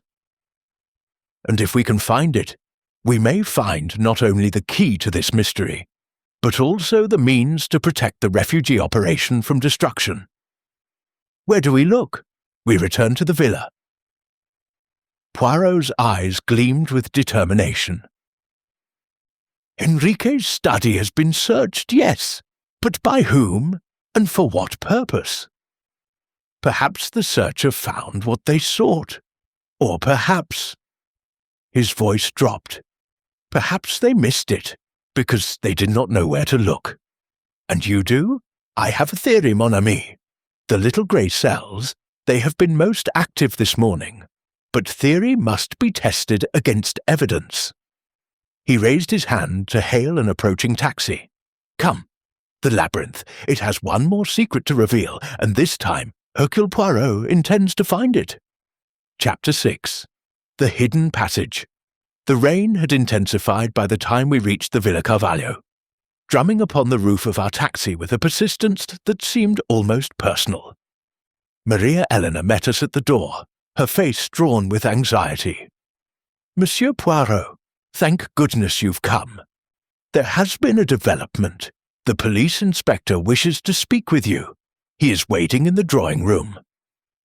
Poirot exchanged a glance with me, his eyebrows rising slightly. "Indeed? Then we must not keep him waiting." The inspector proved to be a lean, sharp-featured man in his 50s, with a clipped grey moustache, and eyes that held the weary cynicism of one who had seen too much of humanity's darkness. He introduced himself as Inspector Ferreira, no relation, he noted dryly, to the late forger, and regarded Poirot with a mixture of professional courtesy and territorial suspicion. "Monsieur Poirot, he said, rising to shake hands. "Your reputation precedes you. I understand you have been conducting your own investigation into Senor Carvalho's death." "With the blessing of the family, Inspector. I seek only the truth." "As do we all." Ferreira's tone suggested otherwise. "However, I must inform you that the case is now closed.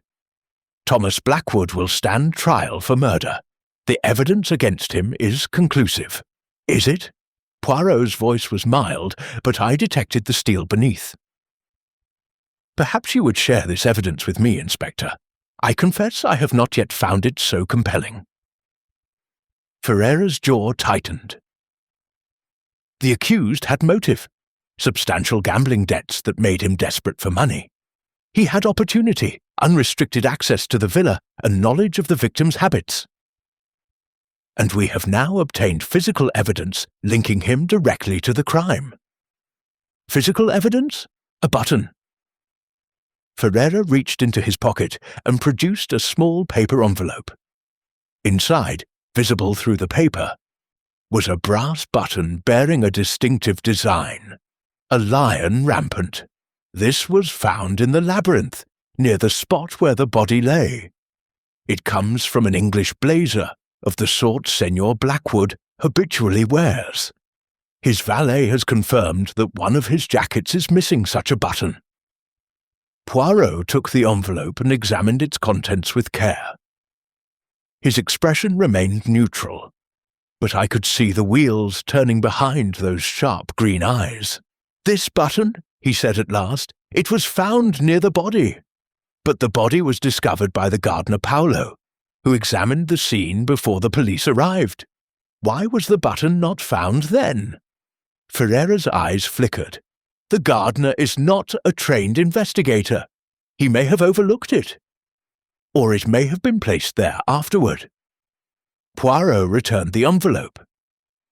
"Inspector, I do not dispute that this button came from Monsieur Blackwood's jacket, but I suggest to you that it was planted, placed at the scene by the true killer to further incriminate an innocent man.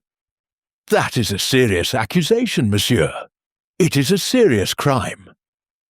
Poirot's voice hardened. "Inspector Ferreira, I have uncovered evidence that suggests this murder is connected to matters far beyond a simple business dispute. Matters involving international espionage, forged documents, and the desperate flight of refugees from Nazi persecution." Ferreira's expression shifted. Something passed across his face that might have been recognition, or fear, or both. "I am aware," he said carefully, "that Senor Carvalho was involved in certain humanitarian activities. The Portuguese government has chosen to look the other way, for reasons of its own. But that has no bearing on his murder. On the contrary, Inspector, it has every bearing. There is a German agent in Lisbon, a man named Kurt Weber, who has been threatening the Carvalho operation for weeks. He visited this very house 3 days before the murder, asking questions about the family. And on the night Henrique Carvalho died, Weber was seen in the Alfama district, watching the movements of those connected to the refugee network." Ferreira was silent for a long moment. When he spoke, his voice was lower, more guarded. "You have proof of this?" "I have witnesses.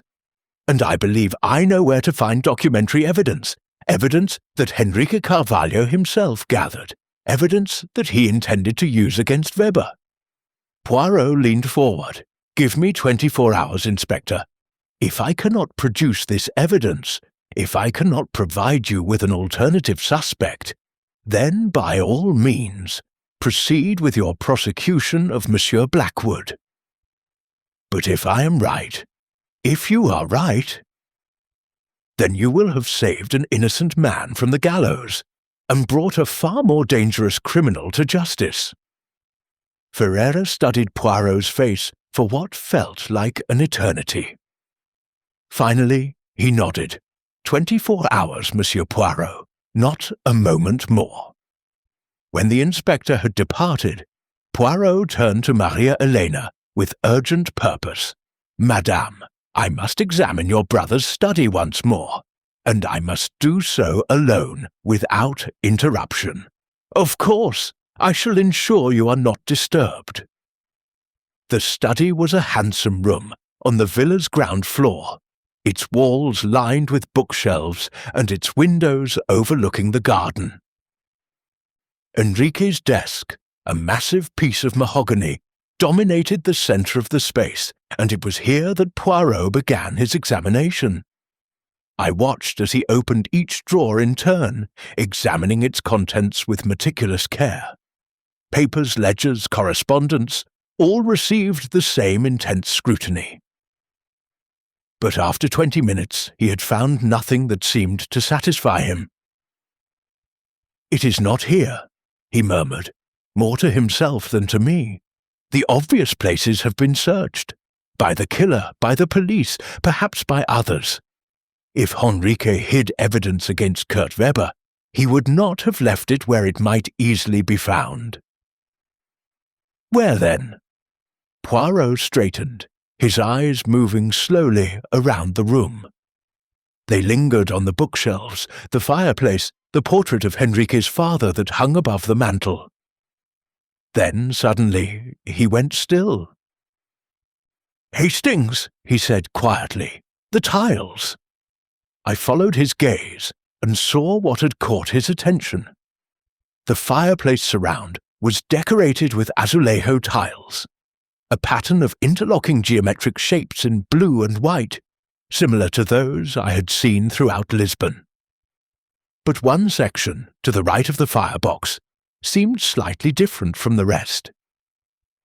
The pattern was the same, but the colours were fractionally off, as though the tiles had been replaced at a different time.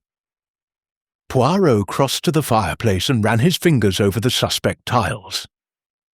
He pressed, tapped, and finally, with a soft click, a section of the surround swung outward, revealing a hidden compartment. "Good Lord!" I breathed. Inside the compartment was a leather satchel, worn but sturdy. Poirot withdrew it carefully and carried it to the desk, where he opened it with hands that trembled slightly with anticipation. The contents were extraordinary. Photographs, dozens of them, showing a fair-haired man in various locations throughout Lisbon. Kurt Weber, I presumed. But the photographs were not mere surveillance images. Several showed Weber meeting with Portuguese officials, exchanging envelopes. Others depicted him entering and leaving buildings that, according to handwritten notations on the back, belonged to various government ministries. Henrique was documenting Weber's activities, I said, building a case against him. More than that. Poirot held up a sheaf of papers covered in dense German text. These appear to be decoded communications, messages between Weber and his superiors in Berlin. And these, he extracted another bundle. Financial records showing payments from the German embassy to certain Portuguese officials. Bribes, Hastings. Weber has been buying protection for his operations. But this is explosive. If these documents were made public, there would be a diplomatic scandal of the first order. The Portuguese government would be forced to act against Weber, to expel him from the country. Poirot's eyes gleamed. This is what Henrique discovered. This is the weapon he intended to use, and this is why he died. He continued to examine the documents, his expression growing more grave with each page he turned. Finally, he stopped, staring at a single sheet of paper with an intensity that bordered on shock. "Hastings," he said, his voice barely above a whisper, "look at this." I moved to his side and read the document he held. It was a list of names, German names, I thought, with dates and destinations beside each one. At the top of the page, a heading in German, Flüchtlingsnetzwerk, Lisbon. The refugee network, I translated. But how did Weber get this? That is not the question that concerns me. Poirot pointed to the bottom of the page where a signature appeared. A signature I recognized. C. Whitmore. I felt the blood drain from my face. Clara! Clara gave Weber a list of the refugees. So it would appear. Poirot's voice was heavy. This document is dated 2 weeks before Henrique's death. If he discovered this, if he learned that his beloved Clara was betraying everything he had worked for, it would have destroyed him. And it would have given someone a very powerful motive for murder. Poirot returned the documents to the satchel and closed it with care. We must confront Mademoiselle Whitmore immediately, but we must do so carefully, Hastings. If she is indeed working with Weber, she may be more dangerous than she appears. We found Clara Whitmore in the morning room, seated by the window with a book that she was not reading. Her face was pale, her eyes shadowed with sleeplessness, and when we entered, she started as though we had caught her in some guilty act. Monsieur Poirot, Captain Hastings. She rose, her hands twisting together. Have you discovered something? Is there news about Thomas? Poirot studied her for a long moment, his expression unreadable. Then he reached into the satchel and withdrew the damning document, laying it upon the table before her. Perhaps, mademoiselle, you would care to explain this. Clara's face went white. She stared at the paper as though it were a serpent poised to strike, and when she looked up, her eyes were filled with terror. How did you, her voice broke. Oh God, he found it. Henrique found it. He did. Poirot's voice was cold. And now, mademoiselle, you will tell me everything. Why did you betray the refugee network to Kurt Weber? What hold does he have over you? And his voice dropped to a dangerous register. Did you kill Henrique Carvalho to prevent him from exposing your treachery? Clara shook her head wildly, tears streaming down her cheeks. No, I swear to you, I didn't kill him. I would never, I couldn't. Then explain. Explain why your signature appears on a document that condemns innocent people to imprisonment or death. She collapsed into her chair, her composure shattered. For a long moment she wept, great heaving sobs that shook her slender frame. Then slowly the tears subsided and she began to speak. It was Thomas, she whispered. His gambling debts, they were worse than anyone knew. He owed money to dangerous people who threatened to kill him if he didn't pay. I was desperate. I didn't know what to do. And Weber offered you a solution. He approached me 6 weeks ago, said he knew about the refugee operation, knew that I had access to the records through my work as Henrique's secretary. He offered to pay Thomas's debts, all of them, if I would provide him with information. And you agreed. I didn't want to. Her voice rose to a wail. I knew it was wrong, knew what it would mean for those poor people. But I loved Thomas. I couldn't let him die. So I gave Weber what he wanted, names, dates, routes, everything. Poirot's expression did not soften. And Henrique discovered this. He found the document 3 days before he died. I don't know how. Perhaps he was watching Weber, saw him receive it. He came to me, confronted me. He was furious, hurt. I had never seen him so angry. What did he say? He said he would destroy me, expose me to the authorities, to Maria Elena, to everyone. He said I was no better than the Nazis themselves. She buried her face in her hands. He was right. I know he was right. But I was so frightened enough to kill him. No. She looked up, her eyes blazing through her tears. I swear to you, I did not kill Henrique. Yes, I was terrified of being exposed. Yes, I knew my life would be ruined, but I could never, she choked on the words, I could never hurt him. Despite everything, despite what I had done, I cared for him. Poirot's eyes narrowed. You cared for him, or you knew that he cared for you. Clara went very still. I don't know what you mean. I think you do, mademoiselle. Isabella Mendez told us of the letters she found, love letters that Henrique wrote to you but never sent. You were the object of his secret passion. Did you know this? The silence stretched between them like a wire about to snap. Then, slowly, Clara nodded. I knew, she whispered. I had known for years.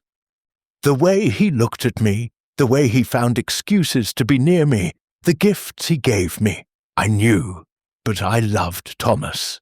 I had always loved Thomas. And Henrique was my employer, my friend. You couldn't return his feelings, but you used them, did you not? Used his devotion to protect yourself, to ensure he would not expose your betrayal immediately? Clara's face crumpled. He gave me 3 days. 3 days to tell Thomas the truth, to make arrangements before he went to the authorities. He said he owed me that much, for the sake of what he had felt for me. Her voice dropped to a whisper. And then he died, and I was saved. Saved? Poirot's voice was sharp. An interesting choice of words, mademoiselle. You were saved by his death, saved from exposure, saved from disgrace. And you expect me to believe you had nothing to do with that death? I expect you to find the truth. Clara's voice rose with desperate intensity. I did not kill him, Monsieur Poirot. I was with Thomas that night. Truly, I swear it. From 7 o'clock until midnight, we were together at my lodgings. He can confirm it. He will confirm it, even if it ruins us both. Poirot regarded her for a long moment, his expression unreadable. Then, finally, he spoke. There is one way to prove your innocence, mademoiselle, or your guilt. The button that the police found in the labyrinth, the button from Thomas Blackwood's jacket. When did he lose it? Clara blinked, confused by the change of subject. The button? I don't know. He mentioned it missing several days ago, before Henrique died. He thought it must have fallen off during one of his visits to the villa. Several days before the death, not the night of the murder. No, definitely before. Poirot nodded slowly, and for the first time, something like satisfaction crossed his features. Then the button was planted, as I suspected. Someone found it, or took it, and placed it at the scene to incriminate Monsieur Blackwood. He gathered the documents back into the satchel. The question remains, who?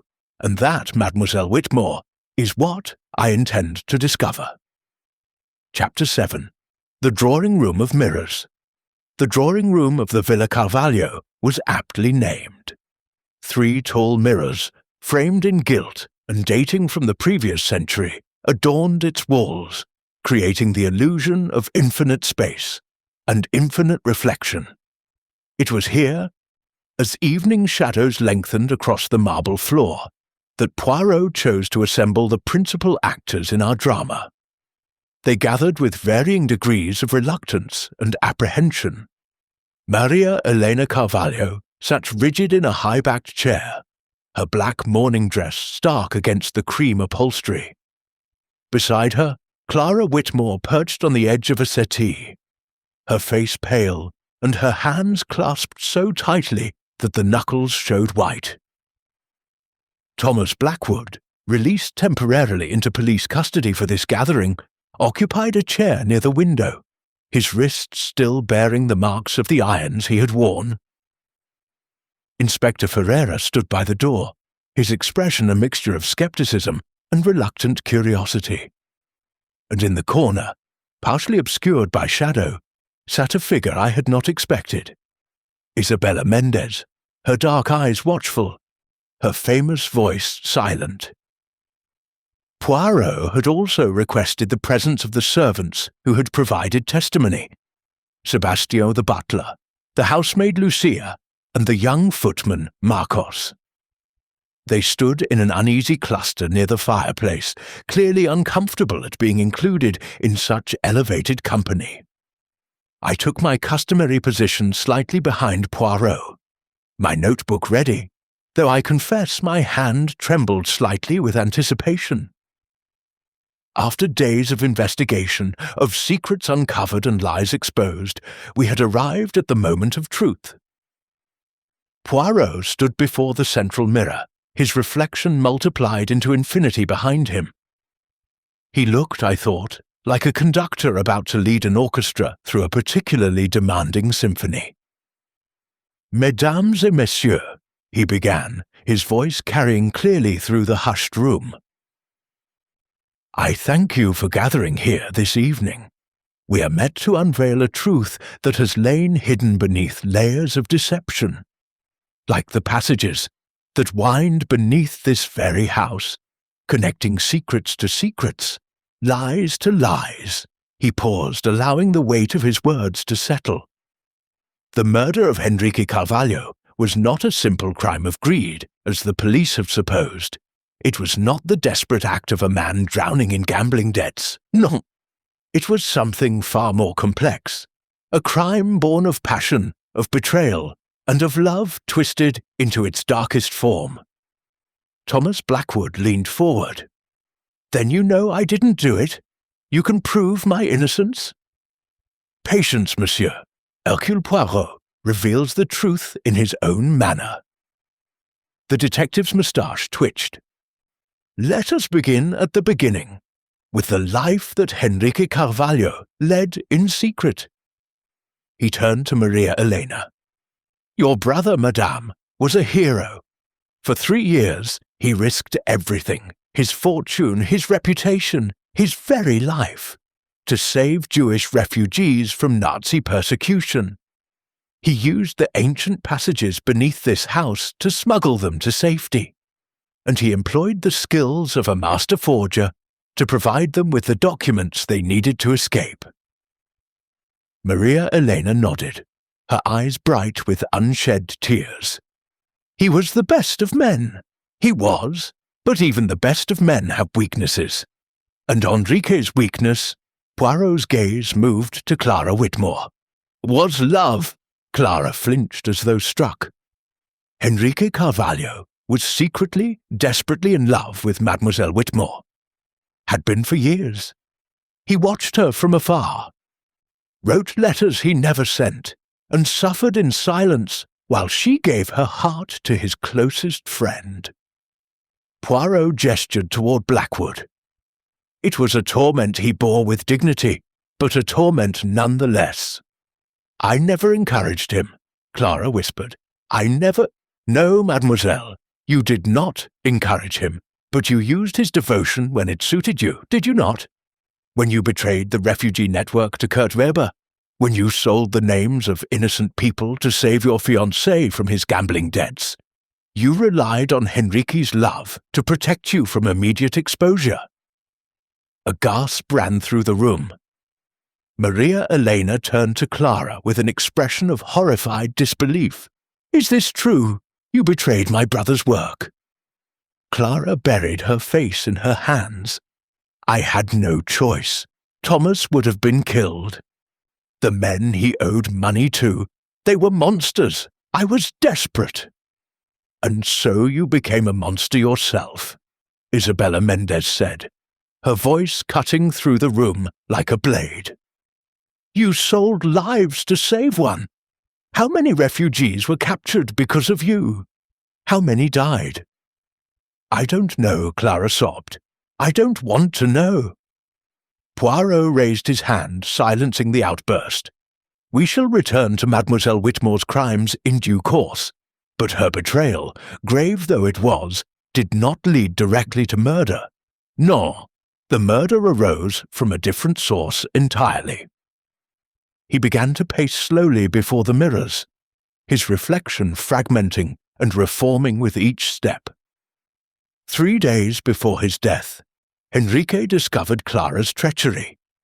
He was devastated, not merely because she had endangered the refugees, but because the woman he loved had proven herself capable of such betrayal. He confronted her, gave her 3 days to confess and make arrangements. 3 days before, he would go to the authorities himself. "I didn't kill him," Clara said desperately. "I was with Thomas that night. He can confirm—" Yes, your alibi with Monsieur Blackwood. We shall address that shortly." Poirot waved a dismissive hand. "But consider the situation, mesdames et messieurs." Henrique had discovered Clara's betrayal. He had also been gathering evidence against Kurt Weber. Photographs, decoded communications, proof of bribery. He intended to expose Weber to the Portuguese authorities to neutralize the threat once and for all. He paused before the fireplace, his gaze falling upon the azulejo tiles that concealed the hidden compartment. Henrique hid this evidence here, in a secret place known only to himself, or so he believed. But someone else knew, someone who had been watching, waiting, growing more desperate with each passing day. Inspector Ferreira stirred impatiently. "Monsieur Poirot, this is all very theatrical, but you promised me proof. You promised me an alternative suspect. And you shall have both, Inspector. But first, we must understand the crime itself, the method by which Henrique Carvalho was murdered." Poirot turned to face the assembled company. The police concluded that Henrique was poisoned by the port wine he drank in the Labyrinth pavilion. Antimony in the decanter, a slow-acting poison that would have caused hours of agony before death. But this conclusion, it is wrong. Ferreira's eyes narrowed. The police surgeon confirmed that antimony was present in the port wine, yes, but he did not confirm that the port wine was the source of the fatal dose. Poirot's voice grew sharp. "Consider the timing, Inspector." Henrique showed symptoms of poisoning, nausea, weakness, confusion, before he ever entered the labyrinth that evening. His valet, when I interviewed him this afternoon, confirmed that his master complained of feeling unwell during dinner. "The dinner," I said, understanding dawning. "The poison was in the dinner, not the wine." "Précisément, Hastings. The antimony was administered earlier, in Henrique's evening meal. The poisoned port wine was a misdirection, placed in the decanter to draw attention away from the true method and to implicate someone with access to the pavilion. Thomas Blackwood," Ferreira said slowly. "Just so. The killer knew that Monsieur Blackwood had visited the pavilion 3 days earlier, had drunk from the decanter with Henrique. By poisoning the wine, the killer created the illusion that Blackwood had introduced the antimony during that visit, and then reinforced the frame by planting a button from Blackwood's jacket at the scene. But if the poison was in the dinner," Maria Elena said, her voice trembling, "then the killer must have been someone with access to the kitchen," Poirot confirmed. "Someone who could introduce antimony into Henrique's food without detection. Someone trusted, someone overlooked." His gaze moved slowly around the room, passing over each face in turn. It lingered on Clara, on Isabella, on the servants by the fireplace. And then, finally, it settled on a figure who had remained silent throughout. A figure I had almost forgotten was present. Sebastião, the butler. The old man's face, which had maintained its dignified composure throughout the proceedings, suddenly went grey. "The butler?" Ferreira sounded incredulous. "You're accusing the butler?" "I am accusing no one yet, Inspector. I am merely following the evidence." Poirot approached Sebastian, his movements deliberate. "You served Henrique his dinner that evening, did you not? You were the last person to handle his food before he ate it." "I served the master, as I have served this family for 30 years, Sebastian said, his voice stiff. You would never harm him." "But you did harm him, Sebastian. You poisoned his meal with antimony, a poison you obtained from the workshop of Joaquim Ferreira, where such chemicals were used in the forgery process." The room had gone utterly silent. Even the mirrors seemed to hold their breath. "You knew about the refugee operation," Poirot continued. "You had discovered it months ago, perhaps by accident, perhaps by design. You knew about the passages, about the forgeries, about everything. And when Kurt Weber approached you—" "No," Sebastian whispered. "No, that is not—" "When Kurt Weber approached you," Poirot repeated, his voice implacable, "you saw an opportunity. Weber was paying well for information. Clara Whitmore was not his only source. She was merely his most productive one. You provided him with smaller details, household routines, visitor schedules, the movements of the family. In return, he paid you handsomely." "This is absurd," Sebastian said, but his voice had lost its conviction. "I have served this family faithfully. You have served yourself, monsieur. And when Henrique began gathering evidence against Weber, evidence that would have exposed your own complicity, you knew you had to act." Poirot reached into his pocket and withdrew a small object. A brass key, tarnished with age. "This key was found in your quarters this afternoon, when I requested that Inspector Ferreira conduct a search.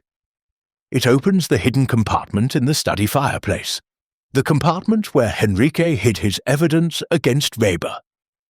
Sebastian's composure cracked. His hands began to tremble, and a fine sheen of sweat appeared on his brow. "You searched the study on the night of the murder," Poirot said. "The housemaid Lucia noticed that papers had been disturbed. You were looking for the evidence, trying to destroy it before Henrique could use it. But you did not know about the hidden compartment, not until later, when you found the key among Henrique's personal effects." I was protecting the family," Sebastian stammered. "If that evidence became public, if the refugee operation was exposed, you were protecting yourself," Poirot cut in sharply. "You knew that Weber's documents would reveal your role as an informant. You knew that your 30 years of faithful service would be exposed as a lie. And so you killed the man you had served, killed him slowly, painfully, with a poison that would give you time to search for the evidence while he lay dying in the labyrinth." Sebastian's face contorted, and in that moment, the mask of dignified civility fell away entirely. What remained was something ugly, fear and rage and cornered desperation. "He was going to destroy everything," the butler hissed. 30 years I gave this family, 30 years of bowing and scraping, of yes, senor, and no, senor, of watching them live in luxury while I had nothing. And then Weber came, offering money, real money, enough to retire on, enough to finally have something of my own.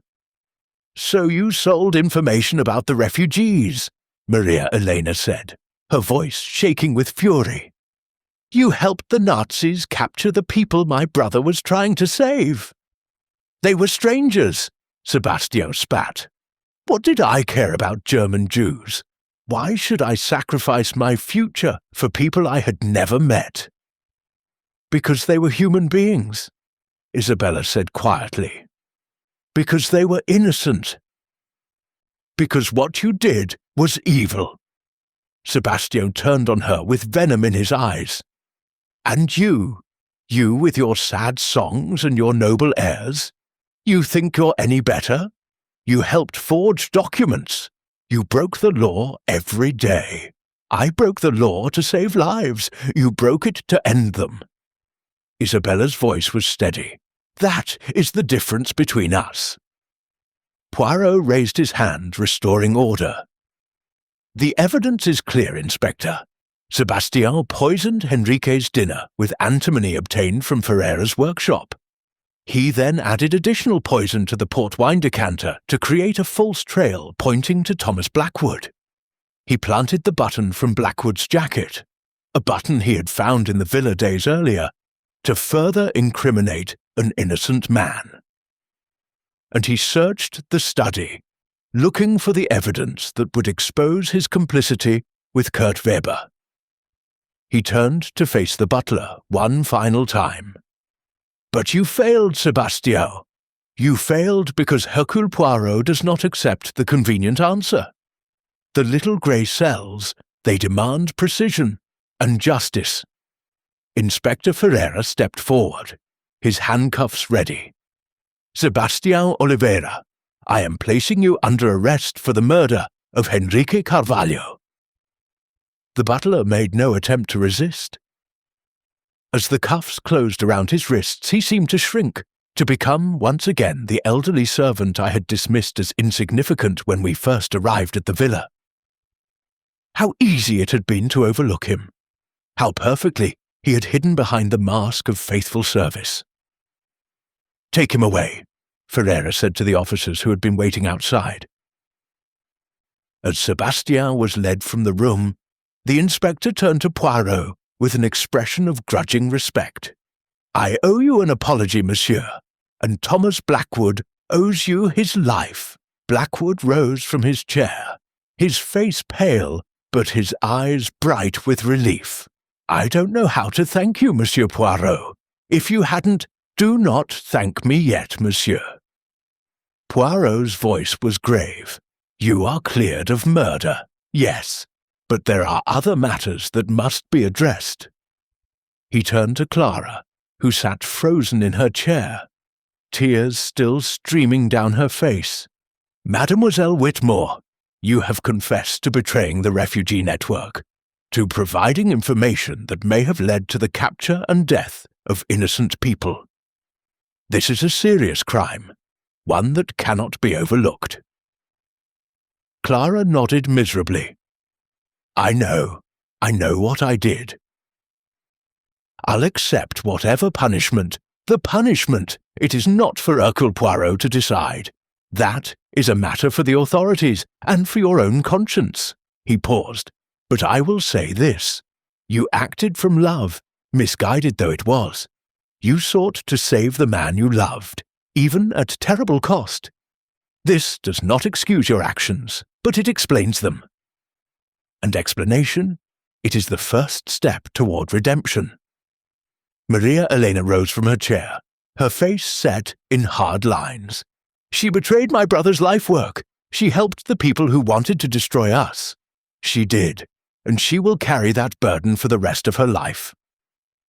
Poirot met Maria Elena's gaze steadily. But consider, madame, your brother gave Clara 3 days to confess. He could have exposed her immediately, but he chose mercy. Perhaps in his memory, you might consider doing the same. Maria Elena was silent for a long moment. Then, slowly, her expression softened, not into forgiveness, but into something approaching weary acceptance. I will think on it, she said. That is all I can promise. Later that evening, as the villa settled into an uneasy quiet, Poirot and I stood on the terrace overlooking the garden. The labyrinth was visible in the moonlight, its hedges casting long shadows across the lawn, shadows that seemed at last to hold no more secrets. A satisfying conclusion, I offered. Is it? Poirot's voice was thoughtful. A man is dead, a good man who devoted himself to saving others. His killer is apprehended, yes, but the damage done cannot be undone. The refugees who were betrayed, the lives that were lost, these things cannot be restored by justice. but justice matters nonetheless. It does, mon ami, it does. He was silent for a moment, then continued. There is one more matter that requires attention. Kurt Weber remains at large. The evidence Henrique gathered will be given to the authorities, but whether they will act upon it, he shrugged. That is beyond my control. And the refugee operation? It will continue. Maria Elena has assured me of that. The work is too important to abandon. Too many lives depend upon it. Poirot turned to face me, his expression grave. But they will be more careful now, more watchful. The serpent has been exposed, and they will not be caught unawares again. I nodded slowly. What about Isabella and Clara? Isabella will continue her work as a forger, a noble calling, in these dark times. As for Clara, Poirot shook his head. That is for her and Thomas to decide. Their love has been tested by fire. Whether it emerges stronger or reduced to ashes, that remains to be seen. He fell silent, gazing out at the moonlit garden. In the distance, I could hear the faint strains of fado music drifting up from the city below. That melancholy song of longing and loss that seemed to capture the essence of this strange, beautiful place. You know, Hastings, Poirot said at last, the labyrinth. It is an apt metaphor for this case. So many twisting paths, so many dead ends, so many opportunities to lose one's way. But at the centre, there is always the truth, waiting to be discovered by those with the patience and the perception to find it. And you found it. The little grey cells. They found it. His moustache twitched with the ghost of a smile. I merely followed where they led. He turned toward the villa, his patent leather shoes clicking softly on the stone terrace. Come, Hastings. Tomorrow we return to England, to rain and fog and the comfortable familiarity of Whitehaven mansions.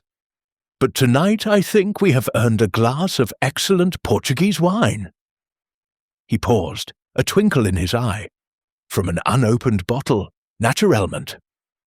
I laughed despite myself and followed him inside, leaving the labyrinth to its shadows and the city to its songs. The case, at last, was closed.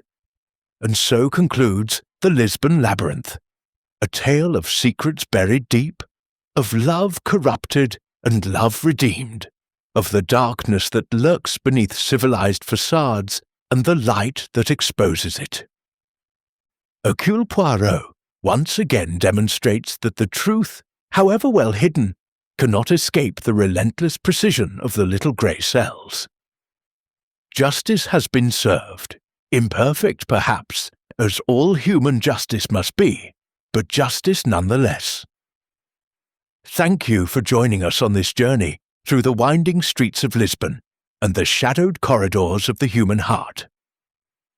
Until next time, dear listeners, may your own paths lead always toward the light. This has been Agatha Christie Tales. Good night.